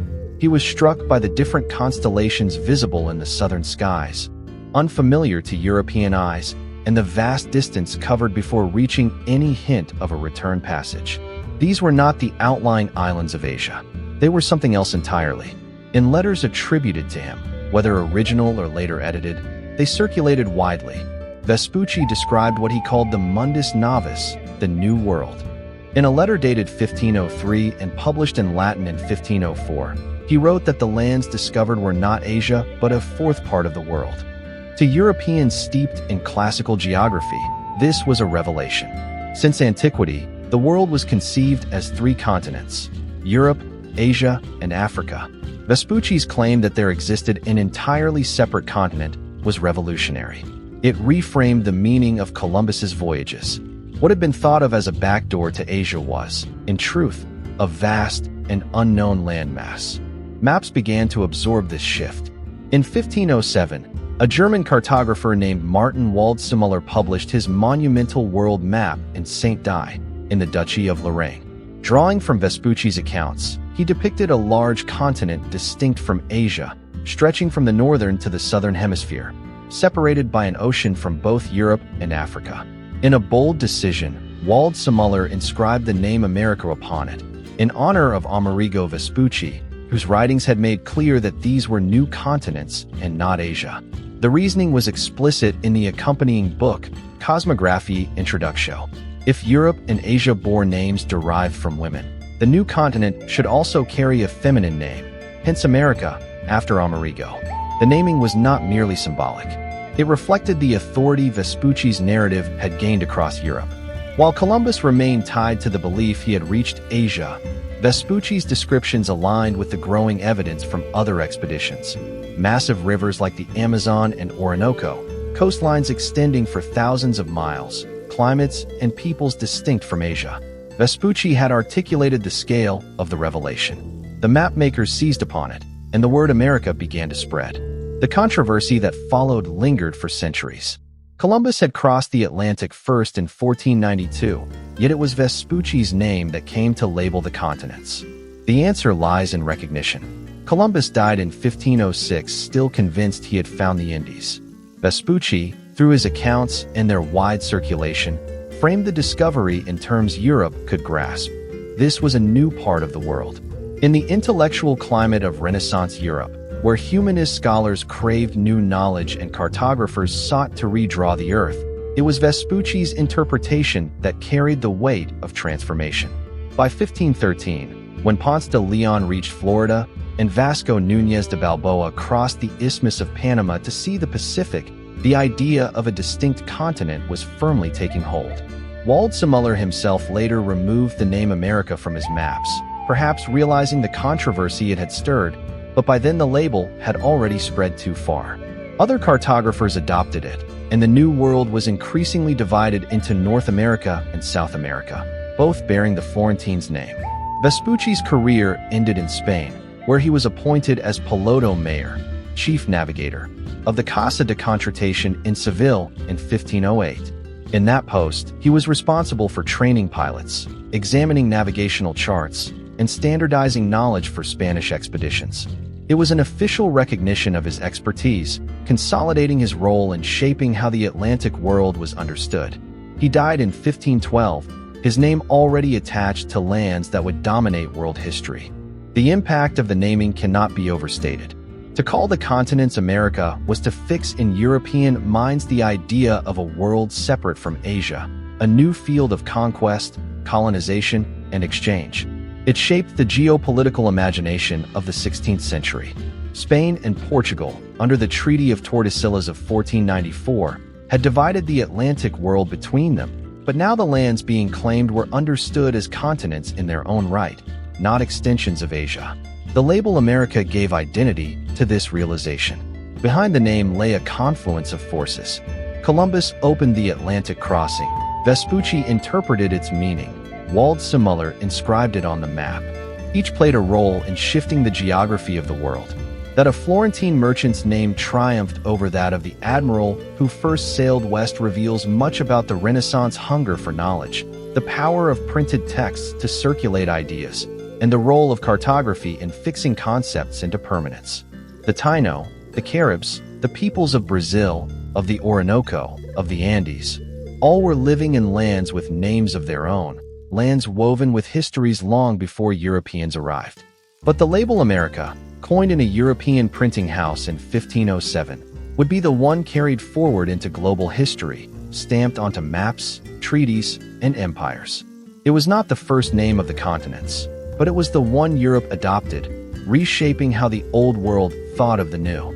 Amerigo Vespucci, whose own voyages remain less celebrated than Columbus's crossings, gave the world something that endured far beyond his lifetime: the recognition that a fourth part of the world had come into European consciousness.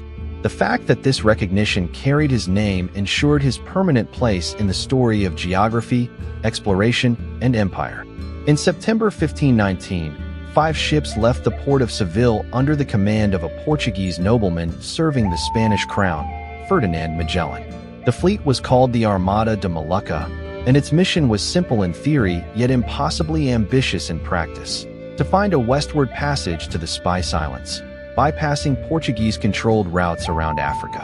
The prize was cloves, nutmeg, and mace, commodities so valuable in Europe they rivaled gold in worth.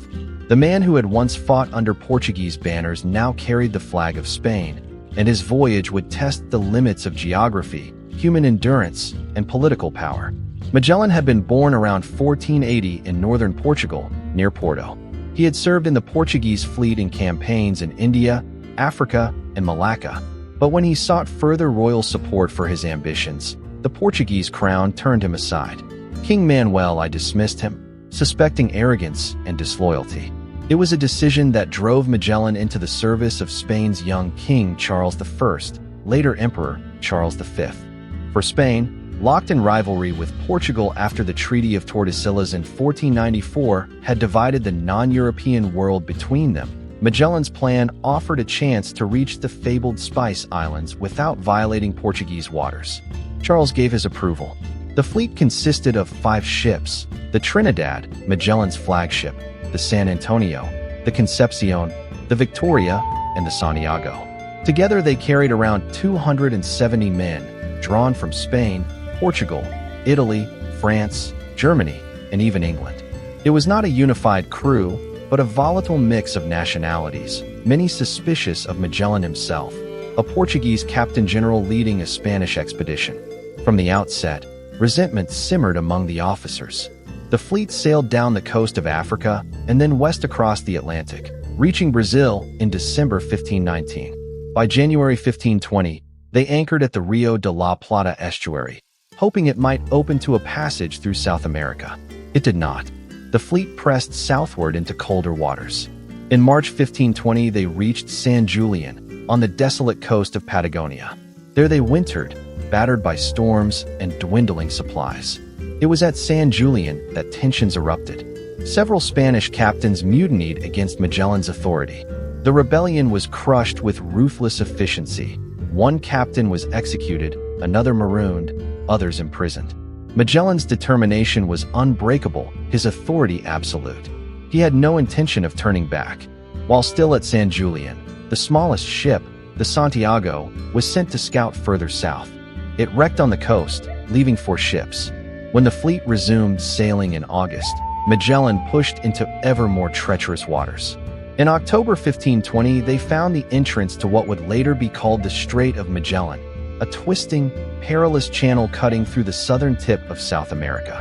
For over a month, they navigated its labyrinth of fjords and currents.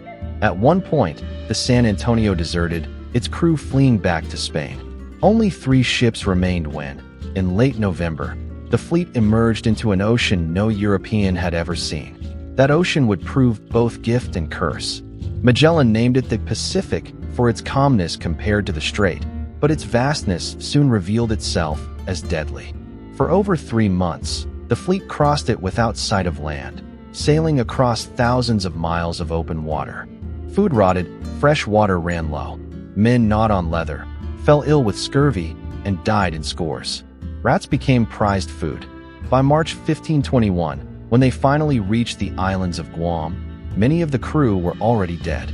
Relief came too late for dozens, but those who survived had crossed the largest ocean on Earth, proving the vastness of the globe and the interconnectedness of its seas. From Guam, they sailed on to the Philippines, arriving in March 1521. Their Magellan's role shifted from navigator to political figure. He forged alliances with local rulers, seeking to extend Spanish influence and Christianity into the islands. On the island of Cebu, the ruler Raja Humabon and hundreds of his followers accepted baptism, but the alliance drew Magellan into local conflicts. When he agreed to support Humabon against a rival chief named Lapu-Lapu on the nearby island of Mactan, he made a fatal mistake. On April 27, 1521, Magellan led about 60 men into battle against hundreds of island warriors. Armed with lances, bamboo spears, and stones, the defenders fought with ferocity. The Spaniards' armor slowed them in the shallow waters. Their firearms and crossbows, though deadly, could not overwhelm the numbers against them. Magellan himself was struck by a poisoned arrow, then cut down by spears and swords. The captain general who had led the expedition across half the world fell on the sands of Mactan, never to see Europe again. Leadership passed to the surviving officers. The fleet, reduced now to 2 ships after the Concepcion was burned for lack of crew, sailed through the Moluccas in late 1521, finally reaching the spice-rich islands that had been the object of the voyage. The holds were filled with cloves, but the return was perilous. The Trinidad was captured by the Portuguese at the Moluccas. Only one ship, the Victoria, commanded by Juan Sebastián Elcano, pressed on. Elcano sailed across the Indian Ocean, around the Cape of Good Hope, and northward through the Atlantic, pursued at every turn by Portuguese patrols. On September 6, 1522, nearly 3 years after leaving Spain, the Victoria limped into Seville with only 18 Europeans and 4 Asian survivors aboard, emaciated, broken, but alive. They had completed the first circumnavigation of the Earth. The cost was immense. Out of about 270 who had sailed, more than 200 were dead, lost to mutiny, starvation, disease, or combat. Yet the achievement shattered old conceptions of the world. The voyage proved that the globe was vast, that the Pacific Ocean dwarfed anything Europeans had imagined, and that the world's seas were indeed connected. Trade, empire, and knowledge would never again be confined within the boundaries of the Mediterranean or the coasts of Africa. The Earth was one sphere, and its oceans were the pathways that bound it. The circumnavigation was not only a triumph of navigation, but also of endurance against unimaginable odds. It revealed the fragility of human survival at sea and the magnitude of the distances that separated continents. Magellan himself did not live to complete it, yet his name became permanently tied to the achievement. The strait that had cost him so much bore his name. His death in the Philippines, though tragic, symbolized the price of ambition in the age of expansion. The survivors who staggered back to Spain carried proof in their battered ship and in the spices that filled its hold. The globe was round, the oceans continuous, and Europe's horizons had been irreversibly expanded. In 1519, while Ferdinand Magellan was preparing to sail westward across the Atlantic, another expedition set out from Cuba under a man whose ambitions were sharper than any sword, Hernán Cortés. A minor noble from Medellin in Spain, Cortés had crossed the ocean as a young man, hungry for advancement in the Spanish Caribbean colonies. The governor of Cuba, Diego Velázquez, authorized him to lead a trading mission to the mainland, but Cortés carried something more in mind: conquest. When he sailed from Havana in February 1519 with around 600 men, a handful of horses, and a few small cannon, he set in motion a campaign that would redraw the map of an entire continent. The Spanish had known of the mainland since the voyages of Juan de Grijalva and Francisco Hernández de Córdoba a few years earlier. They had seen stone cities and signs of gold, but no one had yet grasped the scale of the civilizations inland. Cortés quickly would. Landing first on the Yucatan Peninsula, he acquired interpreters who became pivotal. Geronimo de Aguilar, a Spaniard shipwrecked years earlier, spoke Mayan. More important still was Malintzin, called Dona Marina by the Spaniards, an enslaved Nahua woman who spoke both Mayan and Nahuatl, the language of the Aztecs. Through her, Cortés could speak to the empire he intended to bring down. Advancing to the coast near modern Veracruz, Cortés made a fateful decision. He established a settlement, officially under the authority of the Spanish crown rather than Velázquez, thus severing himself from his superior in Cuba. He then burned or scuttled most of his ships, removing any path of retreat. The only way forward was inland. The march toward the Valley of Mexico was both a military campaign and a political chess game. The Aztec Empire under Emperor Moctezuma II commanded a tribute system that stretched across much of central Mexico, but resentment simmered among subject peoples. Cortés skillfully exploited these divisions. The Totonacs allied with him, and later the Tlaxcalans, fierce enemies of the Aztecs, joined his ranks. By the time he advanced toward Tenochtitlan, he commanded not hundreds, but tens of thousands of indigenous allies alongside his Spaniards. On November 8, 1519, Cortés entered the Aztec capital. Tenochtitlan was unlike anything Europeans had seen, a city of perhaps 200,000 people, with canals, causeways, and temples rising above Lake Texcoco. The Spaniards, who had seen only modest towns in the Caribbean, were struck by its scale. Moctezuma received them cautiously, housing the Spaniards within the city itself. But relations soured as Cortés maneuvered to control the emperor, placing him under house arrest. In 1520, tensions erupted.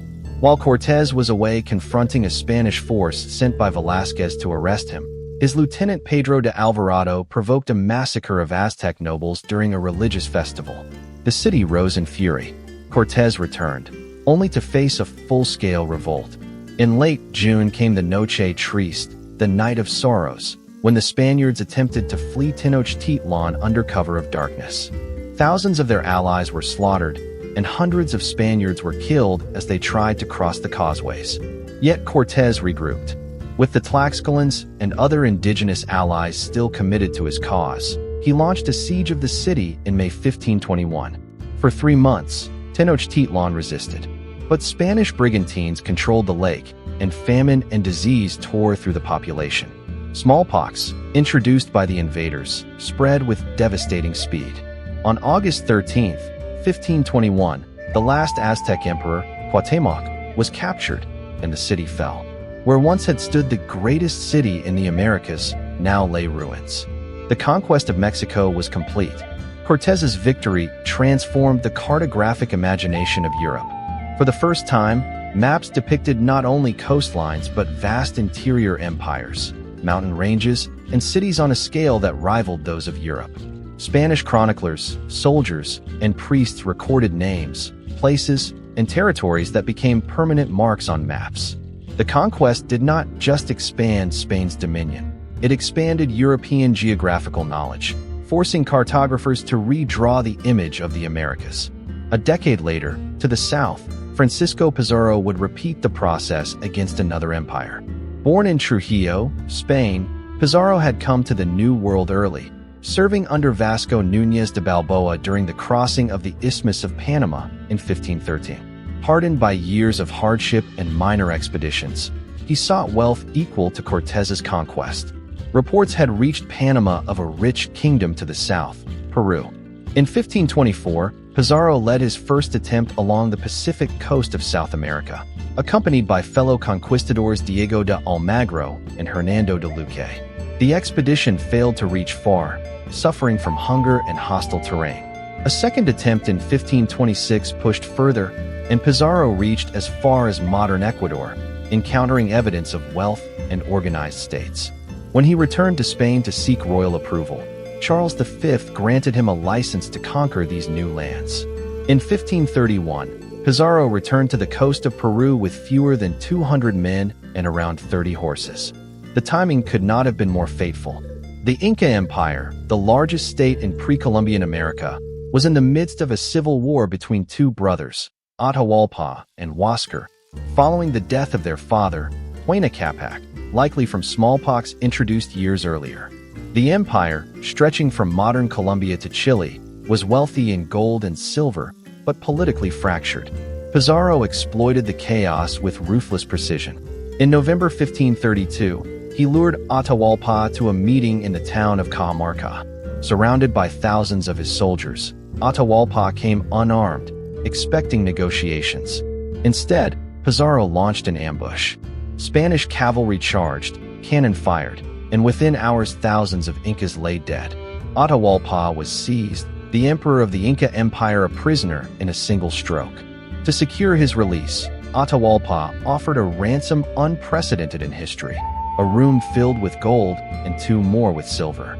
Over the next months, precious metals were amassed, stripped from temples and palaces. The treasure was divided among the Spaniards, though the sums received by each were far smaller than legend suggests. Despite the ransom, Atahualpa was executed in 1533, strangled after being accused of treason and idolatry. With the emperor dead, the Inca state collapsed in stages. Pizarro marched into Cuzco, the imperial capital, later that year. Resistance continued in the highlands, and the conquest was never as swift or absolute as in Mexico, but the Spaniards established their dominance. In 1535, Pizarro founded the city of Lima, which became the seat of Spanish power in South America. Like Cortés in Mexico, Pizarro's conquest reshaped maps. The vast Andean world, its high plateaus, river valleys, and mountain roads, was charted for the first time in European records. Spanish chroniclers described the road system of the Incas, stretching thousands of kilometers, a network rivaling that of Rome. Gold and silver mines, especially at Potosí in present-day Bolivia, became known to European geographers and financiers alike, altering global trade. Both Cortés and Pizarro exemplified how conquest served not only as military expansion, but also as a cartographic revolution. European maps of the early 16th century had been dominated by coastlines and islands, the outlines of continents traced by navigators like Columbus and Magellan. After the fall of the Aztec and Inca empires, the interior of the Americas filled with detail: rivers, mountains, cities, and the routes of conquest. These maps were not neutral records. They were instruments of empire, reflecting Spain's claim to lands and peoples now brought under the crown. The conquests of Cortés and Pizarro revealed to Europe that the Americas were not scattered islands and coastlines, but continents containing empires as formidable as any in the Old World. Their campaigns, marked by alliances, betrayals, disease, and destruction, were as much about knowledge as about power. Every march, every battle, every negotiation was also a line drawn onto the maps of a rapidly changing world. In 1534, Jacques Cartier sailed west under the command of King Francis I of France, charged with finding a passage through the northern reaches of the Atlantic that might open a direct route to Asia. He did not find such a strait, but what he encountered would redraw European maps and alter the French crown's ambitions. Cartier entered the Gulf of St. Lawrence, a waterway vast enough to be mistaken for the mouth of a continent, and there he met indigenous peoples who had long navigated its currents. In July of that year, he planted a cross on the Gaspe Peninsula, claiming the land for France, though the gesture meant nothing to those who had inhabited it for generations. His act marked the opening of French presence in North America, a presence that would take a different shape than the Iberian model of sudden conquest and rapid plunder. Cartier returned in 1535 with 3 ships and 110 men, pressing farther into the interior. This time, guided by indigenous knowledge, he ascended the St. Lawrence River itself, the artery that led deep into the continent. He reached the great villages of Stadacona and Hochelaga, near present-day Quebec City and Montreal, where the scale of population and cultivation stunned his men. Fields of maize, organized settlements, and strong alliances revealed a world far removed from the wilderness the French imagined. Cartier seized Donnacona, the chief of Stadacona, along with his sons, taking them back to France as evidence of the new land's value. By the time he attempted a third voyage in 1541, French enthusiasm waned, distracted by wars in Europe, and Cartier never established a permanent settlement. Yet his voyages had pierced the North American interior and fixed the St. Lawrence River in European cartography as the key to a new world. It was Samuel de Champlain who turned that tentative opening into the foundations of an enduring colony.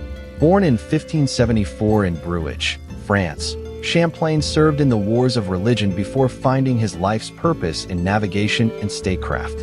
By the first years of the 17th century, France had revived its northern ambitions, seeking wealth not in silver and gold, but in the fur trade that had begun to draw merchants into partnership with indigenous nations. Champlain crossed the Atlantic in 1603 with François Grave Dupont, entering the St. Lawrence once more. Unlike the conquistadors, Champlain did not arrive with the sole aim of conquest. He sought alliances, commerce, and settlement, understanding that the French crown lacked the manpower and resources to impose domination as Spain had in Mexico or Peru. In 1608, Champlain founded Quebec at a strategic narrowing of the St. Lawrence River, a place both defensible and vital for controlling inland access. The settlement began as a trading post, a foothold for the fur trade that connected French merchants to Montaigne, Algonquin, and later Huron partners. These alliances, however, came with obligations. In 1609, Champlain joined his allies in conflict against the Iroquois Confederacy, introducing European firearms into the balance of power. His musket, fired in battle at Lake Champlain, altered indigenous warfare and bound France into centuries of shifting alliances and rivalries among North America's native nations. Champlain's vision went beyond trade. He dreamed of a colony that would replicate France, complete with farming communities, Catholic missions, and enduring French presence. He worked tirelessly to send settlers across the Atlantic, though success was slow, and the colony struggled with harsh winters, disease, and isolation. Yet, unlike the Iberian empires that extracted wealth from conquered populations, New France developed gradually as a network of trade, missions, and fortified posts. Its survival depended on cooperation, adaptation, and negotiation, and Champlain became the linchpin of that fragile balance. The French push into the Great Lakes marked another leap into the unknown interior. Champlain himself reached as far west as Lake Huron in 1615, traveling with Huron allies in military campaigns. His reports and maps expanded Europe's geographical understanding, showing the immensity of the continent and the interconnected waterways that seemed to promise an eventual passage to Asia. Each voyage, each alliance, each skirmish inscribed more detail onto maps that transformed Europe's vision of the world. By the time of Champlain's death in 1635, New France had taken root, though tenuously. A few hundred settlers lived under the shadow of the Great River, their survival bound to indigenous networks of knowledge, supply, and alliance. Unlike the conquistadors Cortés and Pizarro, who crushed empires in single decisive campaigns, the French approach created a different colonial imprint, less violent at first, but deeply entangled in the struggles and rivalries of North America. The St. Lawrence and the Great Lakes became the stage for centuries of conflict, trade, and negotiation, a world where French ambitions and indigenous power were inseparable. The contrast with Iberian models could not have been sharper. In Mexico and Peru, conquest produced vast extraction of silver, forced labor systems, and the swift imposition of European rule. In the north, the French lacked both the numbers and the military dominance to impose such systems. They relied instead on fur, on alliances, on negotiation, and on Catholic missions that sought to convert rather than conquer. This difference shaped the very character of New France, a colony more fragile but also more enduring in its cultural blending. The French language, Catholic faith, and distinct settlement patterns that emerged along the St. Lawrence bore little resemblance to the mining cities of Potosi or the administrative centers of Lima and Mexico City. Yet fragility was always present. The Iroquois Wars, English rivalries, and the thin population of New France made it vulnerable, a tenuous thread stretched across a vast interior. Cartier's first voyages had marked the French arrival, planting symbolic claims on a continent already inhabited. Champlain's lifetime of effort had secured a foothold, mapped the heart of the continent, and tied French power to the waterways of the north. What began as a search for a passage to Asia had become something else entirely. The slow construction of a colony that would endure centuries of conflict and leave a legacy distinct from the Iberian conquest that first opened the Americas to Europe. By the late 16th century, the seas had become the battlefield of empire. Spain stood unrivaled, its galleons carrying silver from Potosi and Zacatecas, its fleets guarded by fortresses stretching from Havana to Manila. But across the channel, a smaller, hungrier power began to challenge that dominance. England, poor in continental possessions yet rich and daring, turned its ambitions seaward. At the center of this transformation stood Francis Drake, a man born around 1540 in Devon, hardened by years at sea, and shaped by a hatred of Spain that defined his life. To Spain, he was a pirate and heretic. To England, he was a national weapon. His circumnavigation of the globe between 1577 and 1580 would become not only a feat of navigation but a declaration that Spain's monopoly on the oceans could be broken.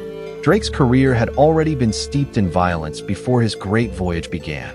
As a young man, he sailed with his cousin John Hawkins in expeditions that raided Spanish shipping and traded slaves across the Atlantic. In 1568, at San Juan de Ulua off the coast of Mexico, Spanish forces ambushed Hawkins's fleet. Drake barely escaped with his life, carrying home a lifelong enmity. From that moment, he made it his mission to strike Spain wherever he could.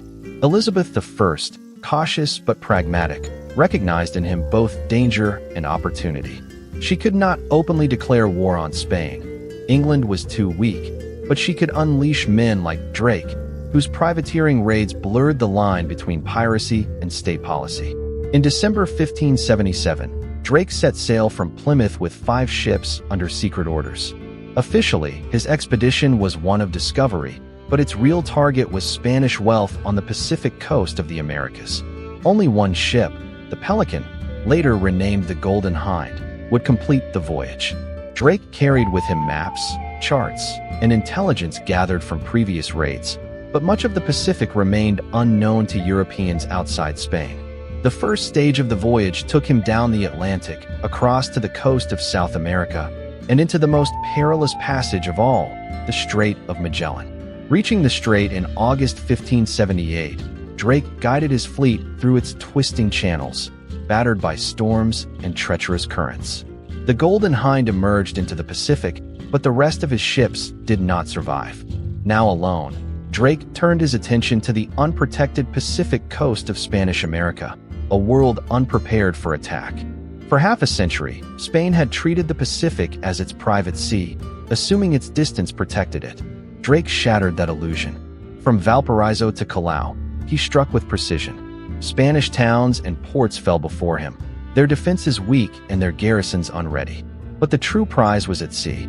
Off the coast of Ecuador in March 1579, Drake captured the Nuestra Señora de la Concepción, better known as the Cacafuego. The galleon carried immense treasure, silver, gold, jewels, and precious goods from Peru. The haul was staggering, enriching both Drake and his queen, and demonstrating that Spain's empire could be plundered even in its most distant waters. The raid was more than theft. It was a geopolitical act, signaling to Europe that Spain's monopoly was vulnerable. Drake pressed on, knowing return by the way he came was impossible.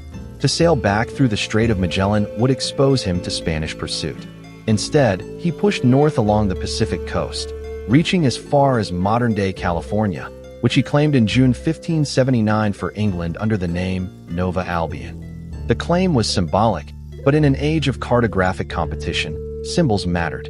Every inscription on a map carried political weight. By planting the English flag on the Pacific coast, Drake inserted England into the imperial contest in a way that could not be erased. From there, he crossed the Pacific itself, entering waters dominated by Spain's Manila galleons. He reached the Moluccas, the prized Spice Islands, and then sailed across the Indian Ocean, rounding the Cape of Good Hope, and returning to England in September 1580 after nearly 3 years at sea. He had circled the globe, the first Englishman to do so, and the first commander in history to return from such a voyage with his ship intact and his hold full of treasure. Elizabeth I greeted Drake's return with both triumph and caution. The wealth he carried was immense. His plunder effectively doubled the crown's annual revenue. But the political implications were dangerous. Spain's king, Philip II, regarded Drake as a criminal who had violated treaties and attacked sovereign territory. Elizabeth, balancing diplomacy and necessity, knighted him aboard the Golden Hind in April 1581, sending a clear signal that his acts had been done in her service. The message to Europe was unmistakable. England had arrived as a maritime challenger. Drake's circumnavigation was more than a feat of endurance or an act of piracy. It represented the shift of England from a peripheral kingdom to a naval power willing to confront the world's greatest empire. His voyage filled in vast gaps on European maps, showing routes across the Pacific and Indian Oceans previously known only to Spain and Portugal. It inspired generations of English seafarers, laying the foundations for the expansion that would follow in the 17th century. The impact in Spain was profound. Philip II, already overburdened with war in the Netherlands and financial strain from endless conflict, now faced an enemy capable of striking at the heart of his transoceanic empire. Spanish fleets tightened their defenses, fortifications grew stronger, and convoys became more rigidly organized. But the sense of invulnerability was gone. The Pacific was no longer Spain's private domain. It had been breached by an English privateer whose daring was matched only by his hatred. Drake's later career would continue this trajectory. His raids in the Caribbean in 1585, his role in the defeat of the Spanish Armada in 1588, but it was the circumnavigation that transformed him into a legend. To England, he was a symbol of defiance, proof that Spain's power could be challenged. To Spain, he remained El Drac, the dragon, a scourge of empire whose very name evoked fear. His voyage between 1577 and 1580 was a turning point, marking the moment England stepped into the maritime struggle that would define the centuries to come, where every charted coastline and every captured ship carried the weight of empire and the fury of rivalry. In the middle of the 17th century, the Dutch East India Company, the VOC, controlled the most formidable maritime empire on Earth. Their fleets stretched from Amsterdam to Batavia, their charts filled with precision, their wealth fed by the spice trade of the Moluccas and the riches of Asia. Yet, even with their vast knowledge, enormous spaces on the map remained blank, especially in the southern Pacific, where rumors of a vast unknown continent, Terra Australis Incognita, persisted in European imagination. It was in this context that Abel Janszoon Tasman, a skilled navigator from Lutjegast in the northern Netherlands, was chosen to lead an expedition that would redefine the limits of European geography. Tasman had already proven himself in VOC service. By the 1630s and 1640s, he had sailed extensively in the East Indies and gained a reputation for discipline and technical skill. In 1642, under the orders of Governor-General Anthony van Diemen in Batavia, he was assigned to command a voyage unlike any he had yet attempted. The mission was to probe the southern oceans, to search for unknown lands that might be exploited or claimed, and to expand Dutch knowledge beyond the limits reached by earlier navigators. The stakes were not curiosity. They were commercial, strategic, imperial. Every coastline mapped meant new opportunities for trade, for resources, for territorial claims against rivals.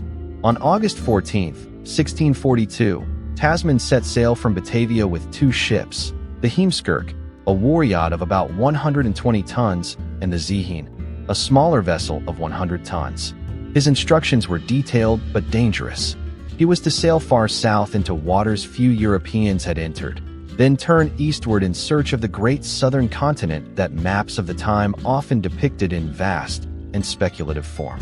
He carried with him not only the authority of the VOC, but also the hope of settling one of the greatest cartographic mysteries of the age. By November 24th, after months of sailing through storm-lashed seas, Tasman sighted land. He had reached the western coast of what would later be known as Tasmania, naming it Van Diemen's Land in honor of his patron. He did not know he had encountered an island, assuming instead it was part of the larger southern continent. Tasman's crew landed briefly, but interactions with the indigenous population were limited, marked by wariness and mutual distance. Still, the act of recording the land on charts was enough to fix its existence in European knowledge. It was not myth, not speculation. It was a tangible place, with coastlines that could be traced and names that could be assigned. From there, Tasman turned his course east across the Tasman Sea, a stretch of water previously unknown to Europeans. By December 13, 1642, he sighted the west coast of an even larger landmass, New Zealand. At first, Tasman believed it to be part of the great southern continent. He anchored in what is now Golden Bay on December 18th, but contact with the Maori was brief and violent. A misunderstanding escalated into conflict. Several of Tasman's men were killed in canoes after attempting to approach the shore. Tasman responded by naming the place Murderers Bay. He did not attempt further landings. For the Dutch, this encounter was recorded as a cautionary tale about the dangers of the unknown Pacific peoples, shaping European impressions long before later explorers would return. Pushing further into the Pacific, Tasman charted the north coast of New Zealand and continued onward. His voyage traced arcs across waters previously unmarked in European cartography, connecting regions long thought to be separated. By January 1643, he had sailed past the islands of Tonga and Fiji, adding their outlines to his maps. Everywhere he went, he collected information, latitudes, longitudes, coastlines, that would feed into the meticulous work of Dutch cartographers back in Amsterdam. These maps, based on the raw data of men like Tasman, became the most authoritative guides for global navigation in the 17th century. Tasman returned to Batavia in June 1643. The VOC evaluated his voyage not as a romantic feat of discovery, but as a practical enterprise.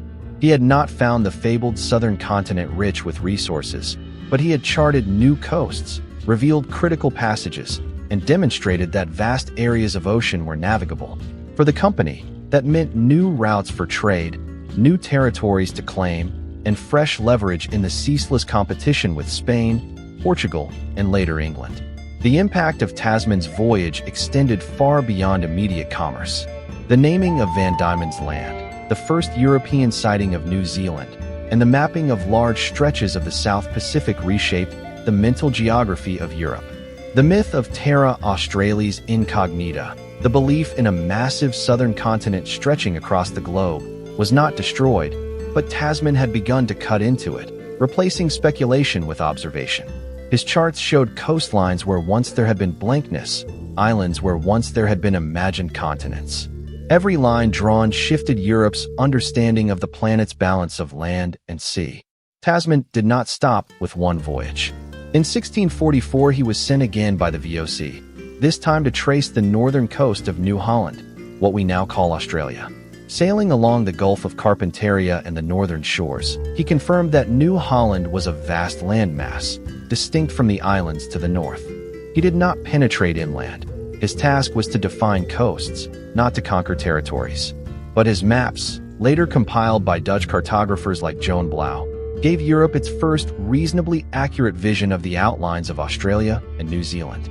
The Dutch did not attempt colonization of these southern lands.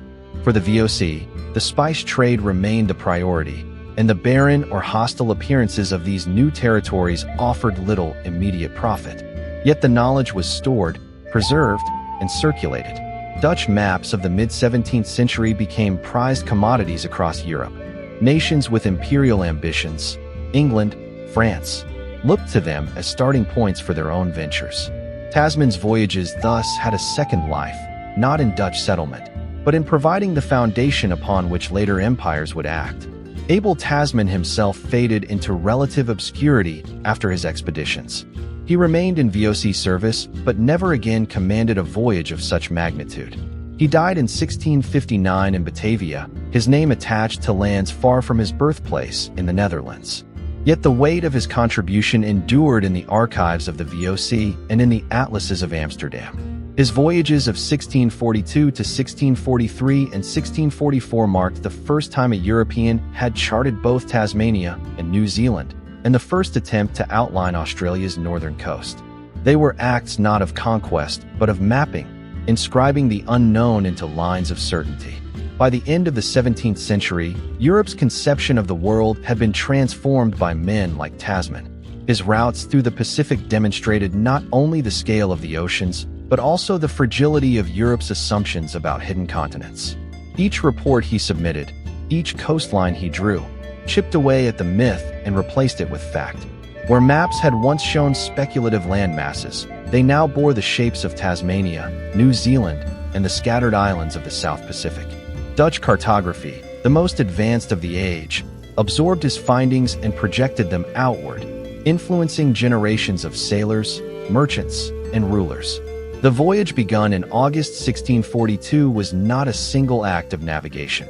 It was a turning point in the slow, relentless process by which the world's edges were measured, recorded, and brought into the consciousness of Europe.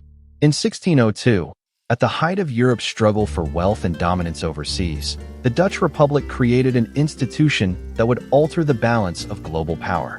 It was called the Verenigd Oost-Indisch Company, the United East India Company, better known as the VOC. Born from the unification of competing Dutch trading syndicates, the VOC was no ordinary merchant house. It was the first multinational corporation in history, granted extraordinary powers by the States General of the Netherlands, the right to wage war, to negotiate treaties, to build forts, and to govern territories in the name of profit. This was commerce turned into empire, finance converted into sovereignty, and it was all directed toward a single arena, the waters of the Indian Ocean. The company's ambition was clear. The Portuguese had ruled the spice trade since Vasco da Gama's arrival in India in 1498, but by the early 17th century, their empire was crumbling, weakened by overextension and constant assaults from rivals. The Dutch saw their chance. From the outset, the VOC strategy was different from that of the Portuguese or the Spanish. Where Iberian empires mixed religious mission with commerce, the VOC was brutally pragmatic. Its focus was profit, its instrument was violence, and its method was organization. It was not a crown's extension. It was a corporate body with shareholders, dividends, and a board of directors known as the Heren 17. Theirs was not a vision of conquest for faith, but control for trade. The VOC's power radiated from Batavia, modern-day Jakarta, founded in 1619 after Jan Pieter Suncoen seized the port of Jayakarta and built a fortified headquarters. From this base, the Dutch extended their reach across the Indian Ocean world. They carved into Portuguese strongholds in Malacca, Ceylon, and the Malabar coast. They secured the Moluccas, the fabled Spice Islands, where nutmeg and cloves grew and where control of a few volcanic isles could mean dominance of global trade networks. By the mid-17th century, the VOC had expelled the Portuguese from much of their former empire, replaced them with Dutch garrisons, and stitched together a network of fortified outposts that spanned from Cape Town at the tip of Africa to Nagasaki in Japan. The company's supremacy rested not only on military force, but on a revolution in cartography and navigation. Dutch cartographers like Willem Janszoon Blauw, himself a former VOC hydrographer, and his son Joan Blauw turned raw data from Voyages into maps of unrivaled precision. Every bay sounded, every shoal marked, every current noted. The VOC collected knowledge as ruthlessly as it collected spices. This scientific cartography gave its ships an edge, reducing losses in treacherous waters and ensuring faster, safer routes than competitors. Amsterdam's mapmakers, supplied with the latest reports from Batavia, produced atlases that circulated across Europe, but the VOC kept its most accurate charts secret, locked in company archives. Information itself was treated as a commodity, guarded with the same intensity as nutmeg or pepper. Its naval supremacy was equally formidable. VOC ships were not flimsy merchantmen, but heavily armed vessels capable of serving as both cargo carriers and warships. Convoys of these ships swept through contested seas, enforcing blockades, crushing resistance, and ensuring that rivals could not gain a foothold. In 1623, on the Banda Islands, the company went further, massacring or enslaving much of the indigenous population to secure an absolute monopoly on nutmeg. This was commerce enforced at the point of a cannon, a monopoly sustained by calculated brutality. The company's trade networks stitched together continents. Indian textiles flowed into the Spice Islands to be exchanged for cloves. Japanese silver paid for Chinese silk. Spices from the Moluccas crossed to Batavia, then onward to Europe, where profits multiplied many times over. By controlling not just ports but the connections between them, the VOC turned the Indian Ocean into a corporate empire. Unlike the loose Iberian system, the Dutch enforced a rigid monopoly. Independent traders were crushed, local rulers coerced, and rival Europeans kept at bay. Every link in the chain was meant to serve the dividend tables of Amsterdam. The structure of the VOC itself reflected the modernity of its ambitions. Shares could be bought and sold, dividends issued, profits calculated. Risk was spread among investors rather than borne by individual adventurers. It was capitalism at its most ruthless, backed by cannon fire and maritime supremacy. When Dutch fleets sailed out of the Zuiderzee, they carried not only cargo but the combined financial weight of Europe's most advanced economy.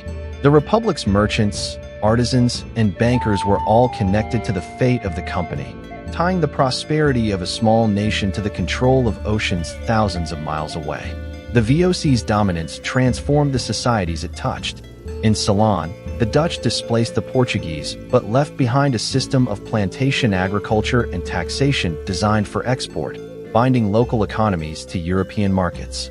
In Java, they inserted themselves into internal politics, leveraging alliances and military force to extend control over fertile lands.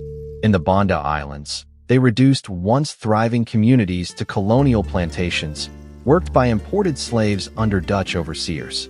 Even in far-off Japan, where Europeans were restricted, the VOC maintained a foothold on the artificial island of Dejima in Nagasaki Bay, becoming the sole European link to Tokugawa Japan for over 2 centuries. Yet the company was not merely a trading house. Its ships carried scientists, artists, and cartographers whose work reshaped European knowledge. Botanists cataloged tropical plants, physicians recorded medical practices, and cartographers filled the world's atlases with unprecedented accuracy. The VOC became a channel through which Asia entered Europe, not only in goods but in knowledge, art, and science. Porcelain, lacquerware, tea, and silk flowed into Amsterdam alongside pepper and nutmeg, transforming Dutch households and European tastes. By the mid-17th century, the VOC stood at the height of its power. It fielded armies, garrisoned forts, and ruled over millions of Asian subjects. Its revenues surpassed those of many kingdoms, its fleet dominated the Indian Ocean, and its maps defined the contours of the known world. What had begun as a trading syndicate had grown into an empire without a crown, an empire directed by accountants and merchants rather than monarchs. But behind the brilliance of its cartography and the efficiency of its trade lay a darker reality: the transition from exploration to exploitation. The VOC no longer sought new lands to chart. It sought territories to control, peoples to subjugate, and trade to monopolize.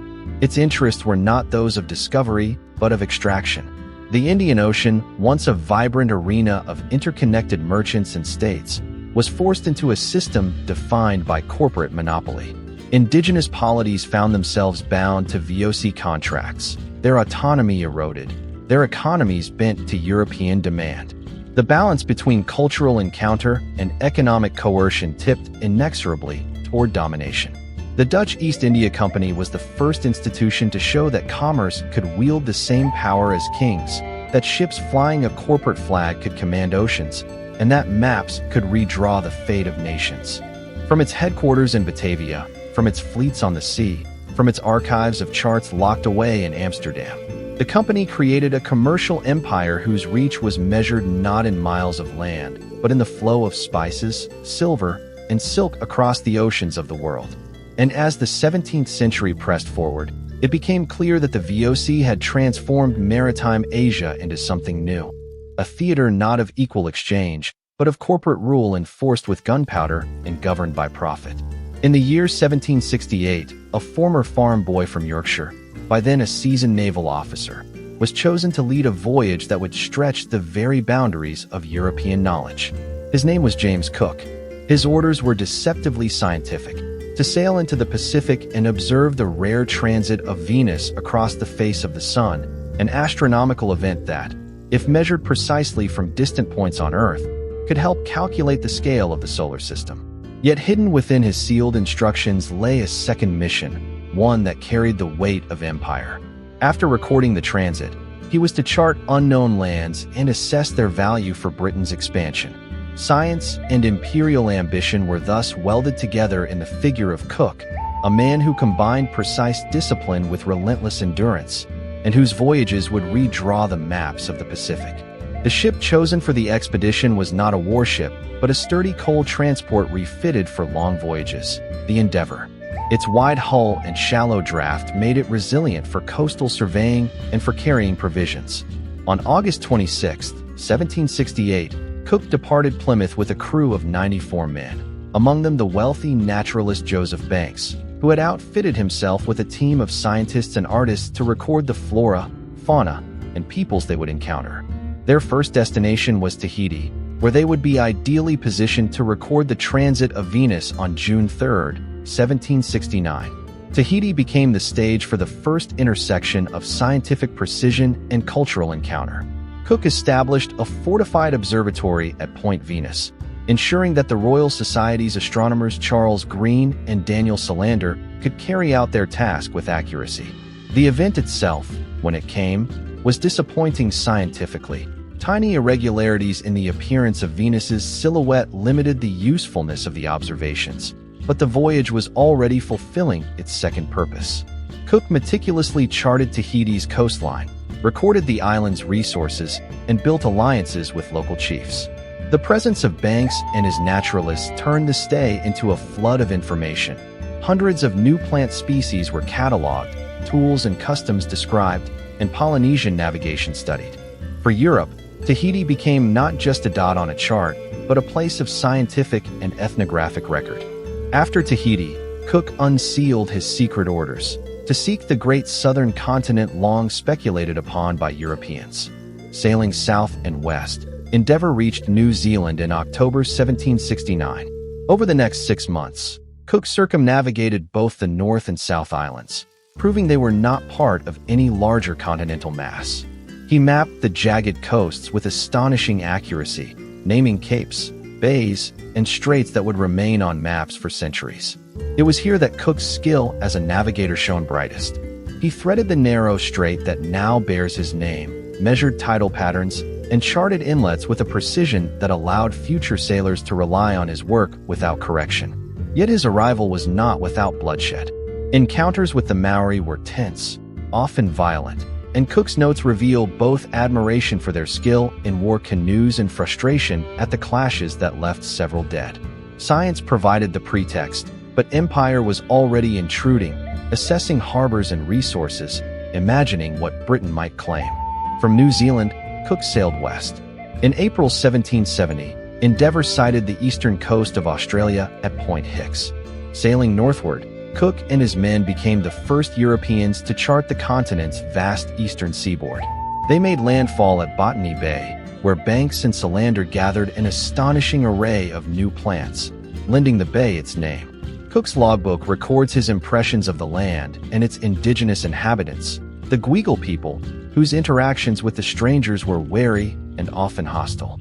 Cook charted over 2,000 miles of coastline, giving Britain the first claim to eastern Australia, though at the time he annexed it with little understanding of the complex societies already living there.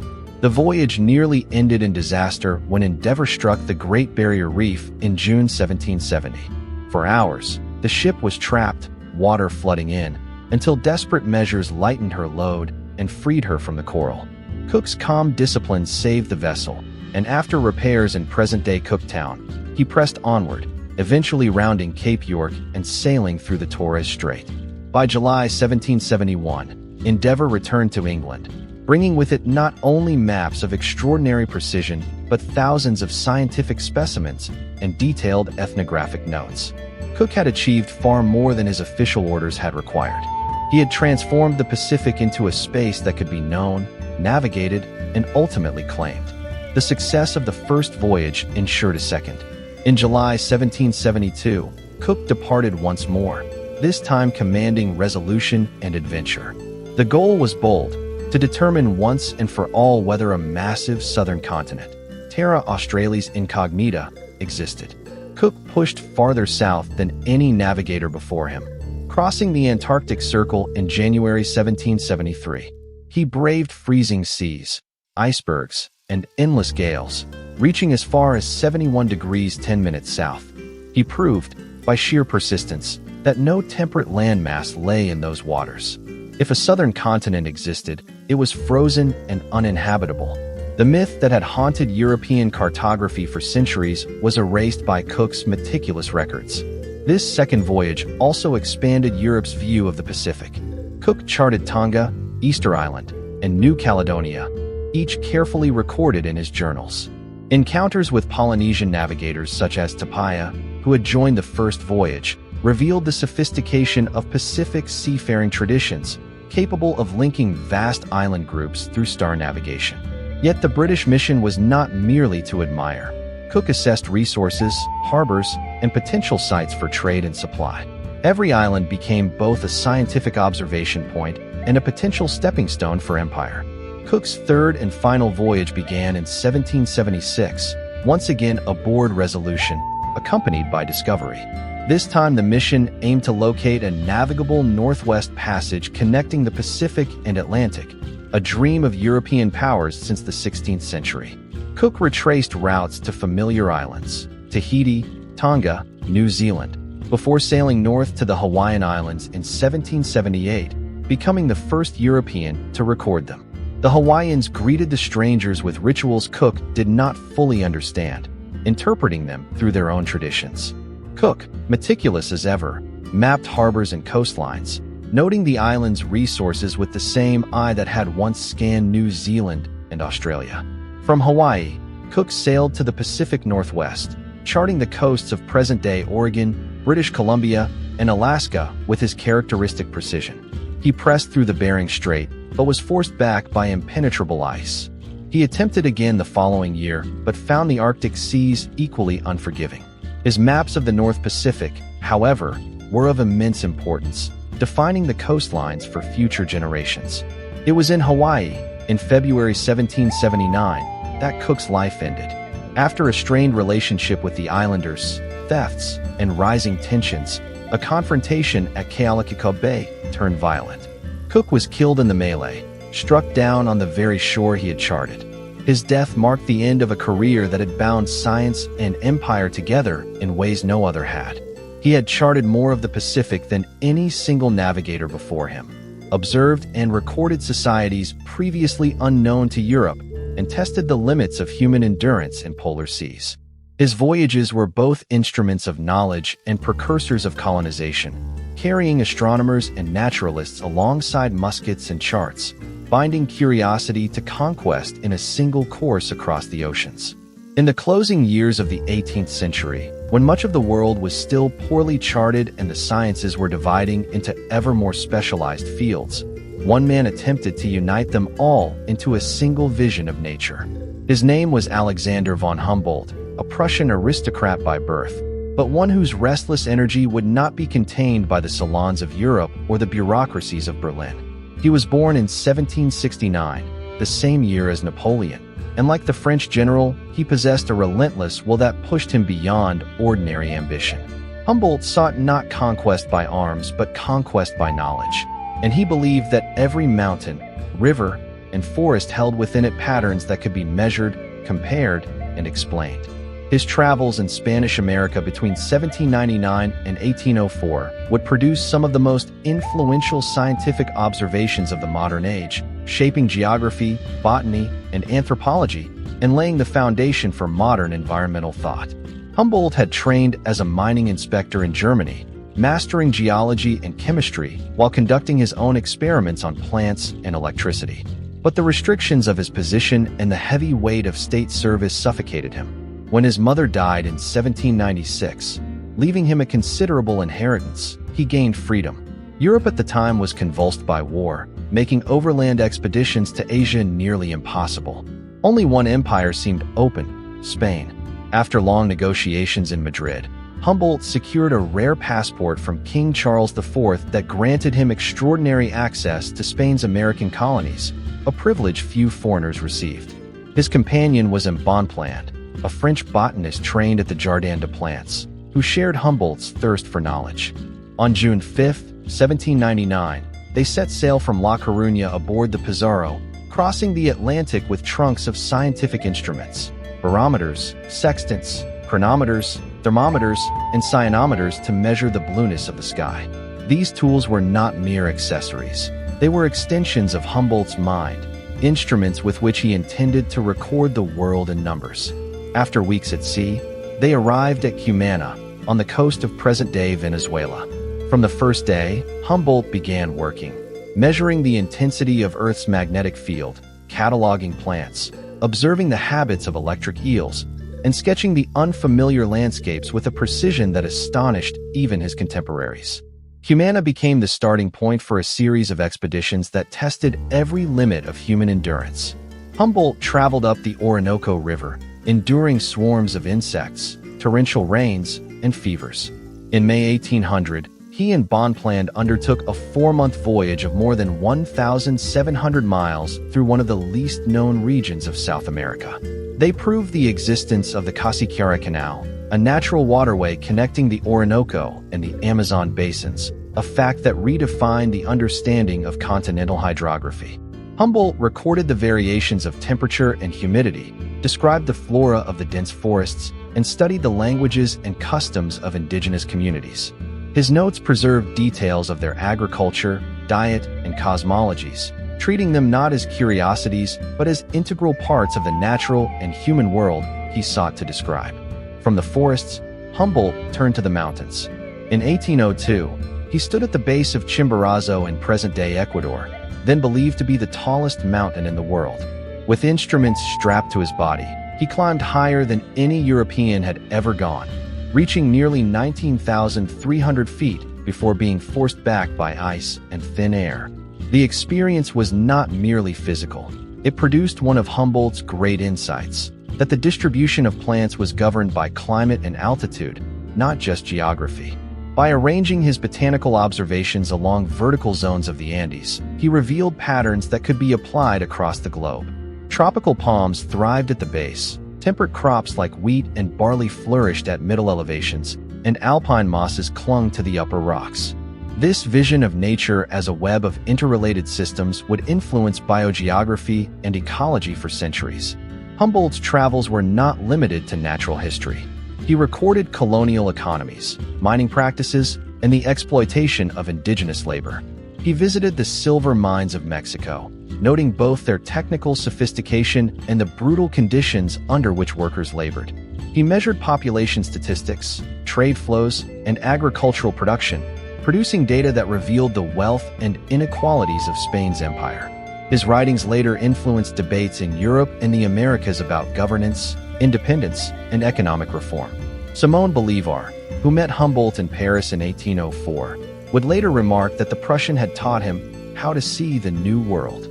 Humboldt's scientific range was astonishing. In the Andes, he measured the intensity of Earth's magnetism at different latitudes, helping to lay the groundwork for geomagnetic science. In the tropics, he studied the distribution of species and connected it to climate. On the plains of Venezuela, he dissected electric eels and experimented with their discharges, linking biology to physics. He collected thousands of plant specimens, many previously unknown to Europe, which Bonpland later classified. He described rivers, mapped mountain ranges, and drew isothermal lines, contours of equal temperature, across continents, a conceptual leap that allowed climate to be visualized on maps for the first time. Every measurement was part of a larger ambition, to understand the Earth as a single interconnected organism. The voyage reached Mexico in 1803, where Humboldt spent a year traveling through the highlands, studying volcanic activity, cataloging flora, and examining the capital's architecture and aqueducts. He marveled at the sophistication of Aztec agriculture and collected codices that preserved indigenous history. His observations of Mexico's society, its Creole elites, and its indigenous majority offered a rare outsider's view of colonial tensions that were already simmering toward independence. By the time he returned to Europe in 1804, Humboldt had amassed one of the greatest collections of data ever carried by a single traveler. He brought with him thousands of plant specimens, hundreds of zoological samples, and volumes of notes filled with measurements and sketches. Over the following decades, he published the monumental Voyage aux regions equinoxiales du Nouveau Continent, filling multiple volumes with his findings. But his greatest synthesis came later, in Cosmos, 1845 to 1862, a vast attempt to describe the unity of nature, from galaxies to mosses, with the same language of measurement and interconnection he had refined in South America. His legacy was not limited to Europe. In the United States, Thomas Jefferson corresponded with him, eager to compare Humboldt's observations with American landscapes. In Latin America, Humboldt's critiques of colonial administration and his recognition of indigenous knowledge gave inspiration to reformers and revolutionaries. In the sciences, his methods of combining precise field measurements with broad generalization influenced Charles Darwin, who carried Humboldt's personal narrative on the Beagle and later acknowledged his debt to the Prussian traveler. Every river he measured, every plant he sketched, every altitude he recorded added to a vision that the Earth could be understood as a living whole. Where earlier travelers had cataloged curiosities, Humboldt sought patterns. Where others described isolated phenomena, he traced connections across continents. His voyages in the Americas marked a turning point when exploration ceased to be a collection of wonders and became instead a rigorous science, a disciplined attempt to read the laws of nature written across landscapes, climates, and cultures. And through his restless observations between 1799 and 1804, Alexander von Humboldt carried the Enlightenment's instruments into the equatorial forests, the high Andes, and the mines of Mexico, inscribing into history the first outlines of a global science of nature. From the 15th century onward, the act of crossing seas and tracing coastlines ceased to be a matter of curiosity alone. It became the means by which the map of the world itself was rewritten. Before Vasco da Gama sailed around the Cape of Good Hope in 1498, the Indian Ocean was the heart of an Afro-Asian trading system largely insulated from Europe. After his arrival at Calicut, the balance began to tilt. By charting a direct sea route to India, he bypassed the Venetian and Ottoman intermediaries who had dominated spice trade routes for centuries, and Portugal carved itself into a global power. The voyage was not just a triumph of navigation. It redrew lines on charts and shifted the entire axis of global commerce.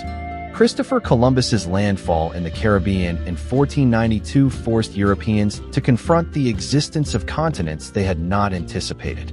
The maps of Ptolemy, revered for over a millennium, shattered before the evidence of coasts that stretched far beyond calculation. Within decades, cartographers such as Martin Waldseemüller in 1507 began engraving the outlines of the Americas onto paper, naming them after Amerigo Vespucci. Every new voyage layered more detail, rivers, mountains, settlements, onto maps that had once been blank. The transformation was not merely geographical. It altered the psychology of empire.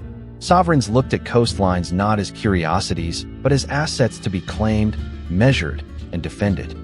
The 16th century widened the scope. Ferdinand Magellan's circumnavigation, completed in 1522 under Juan Sebastián Elcano after Magellan's death in the Philippines, proved for the first time that the oceans were interconnected, that the Earth could be navigated as a whole. It also revealed the immensity of the Pacific, a sea that stretched wider than Europe had ever conceived. Maps now had to accommodate not just new lands, but a planet bound together by trade winds and currents. The Spice Islands of the Moluccas, once mythical, were now points of calculation in imperial treaties, dividing spheres of influence between Spain and Portugal under the Treaty of Tordesillas of 1494. By the 17th century, exploration became entangled with the rise of scientific precision. The Dutch East India Company, founded in 1602, employed navigators whose charts of Southeast Asia combined coastal detail with commercial intelligence. Henry Hudson's voyages into the icy waters of North America in search of a Northwest Passage mapped coasts that would later underpin English and Dutch claims. The French sent Samuel de Champlain into Canada, where his surveys of the St. Lawrence and Great Lakes set the foundation for New France. In every case, exploration translated directly into territorial claims, and maps became instruments of empire, wielded as much in cabinets as on ships. The 18th century layered science atop conquest. The voyages of James Cook between 1768 and 1779 epitomized this transformation. Commissioned by the British Admiralty, Cook carried astronomers and naturalists tasked with recording a transit of Venus in Tahiti and cataloging plants, animals, and peoples across the Pacific. His charts of New Zealand and the eastern coast of Australia were so precise that they remained in use for a century. Cook's voyages demonstrated how exploration had shifted from individual daring to state-sponsored science, with instruments, logbooks, and botanical collections accompanying every step. The maps he produced justified British claims to Australia and New Zealand, opening lands to colonization that would permanently alter indigenous societies. Exploration not only drew coastlines, it redrew trade.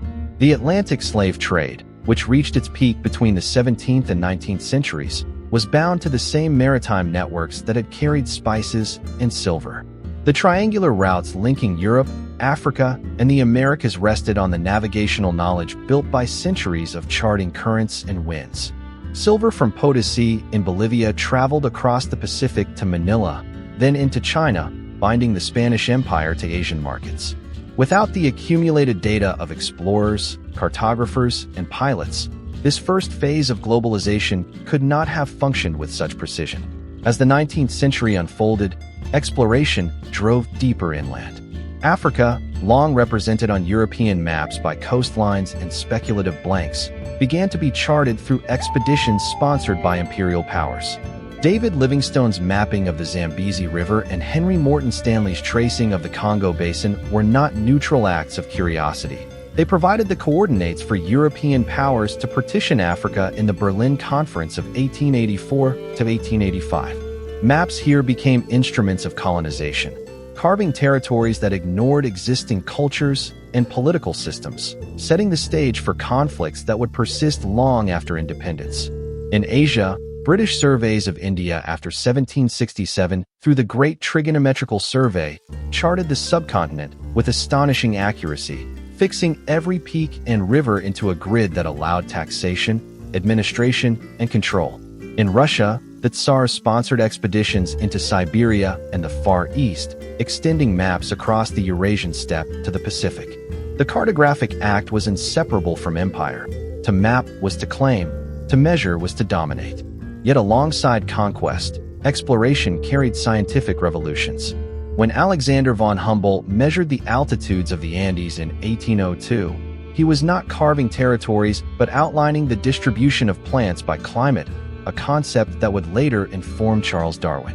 When the Challenger expedition of 1872 to 1876, sponsored by the British government, crossed the oceans to measure depths, temperatures, and marine life, it inaugurated the science of oceanography.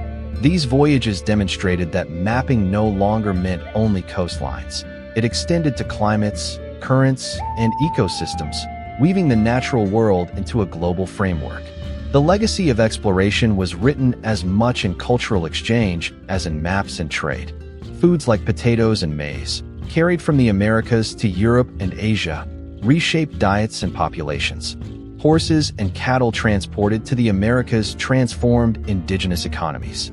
Diseases such as smallpox ravaged entire continents, while quinine from the bark of South American cinchona trees enabled Europeans to survive in malarial zones. Every voyage carried seeds, pathogens, technologies, and ideas across oceans, embedding exploration into the biological and cultural fabric of the planet. By the late 19th century, the world had been charted into a grid of longitudes and latitudes, railways and telegraphs binding continents, steamships crossing oceans with predictability that earlier explorers could not have fathomed. Yet every line on those maps, every trade corridor, every colonial border traced its origins back to the centuries when sailors, naturalists, and surveyors pushed outward, each voyage transforming blank space into knowledge and knowledge into power. The shift from curiosity-driven expeditions to scientific and imperial missions was not an abrupt transition, but a cumulative layering, each generation of explorers building upon the last, until the world was no longer a mystery, but a network of mapped, measured, and contested spaces.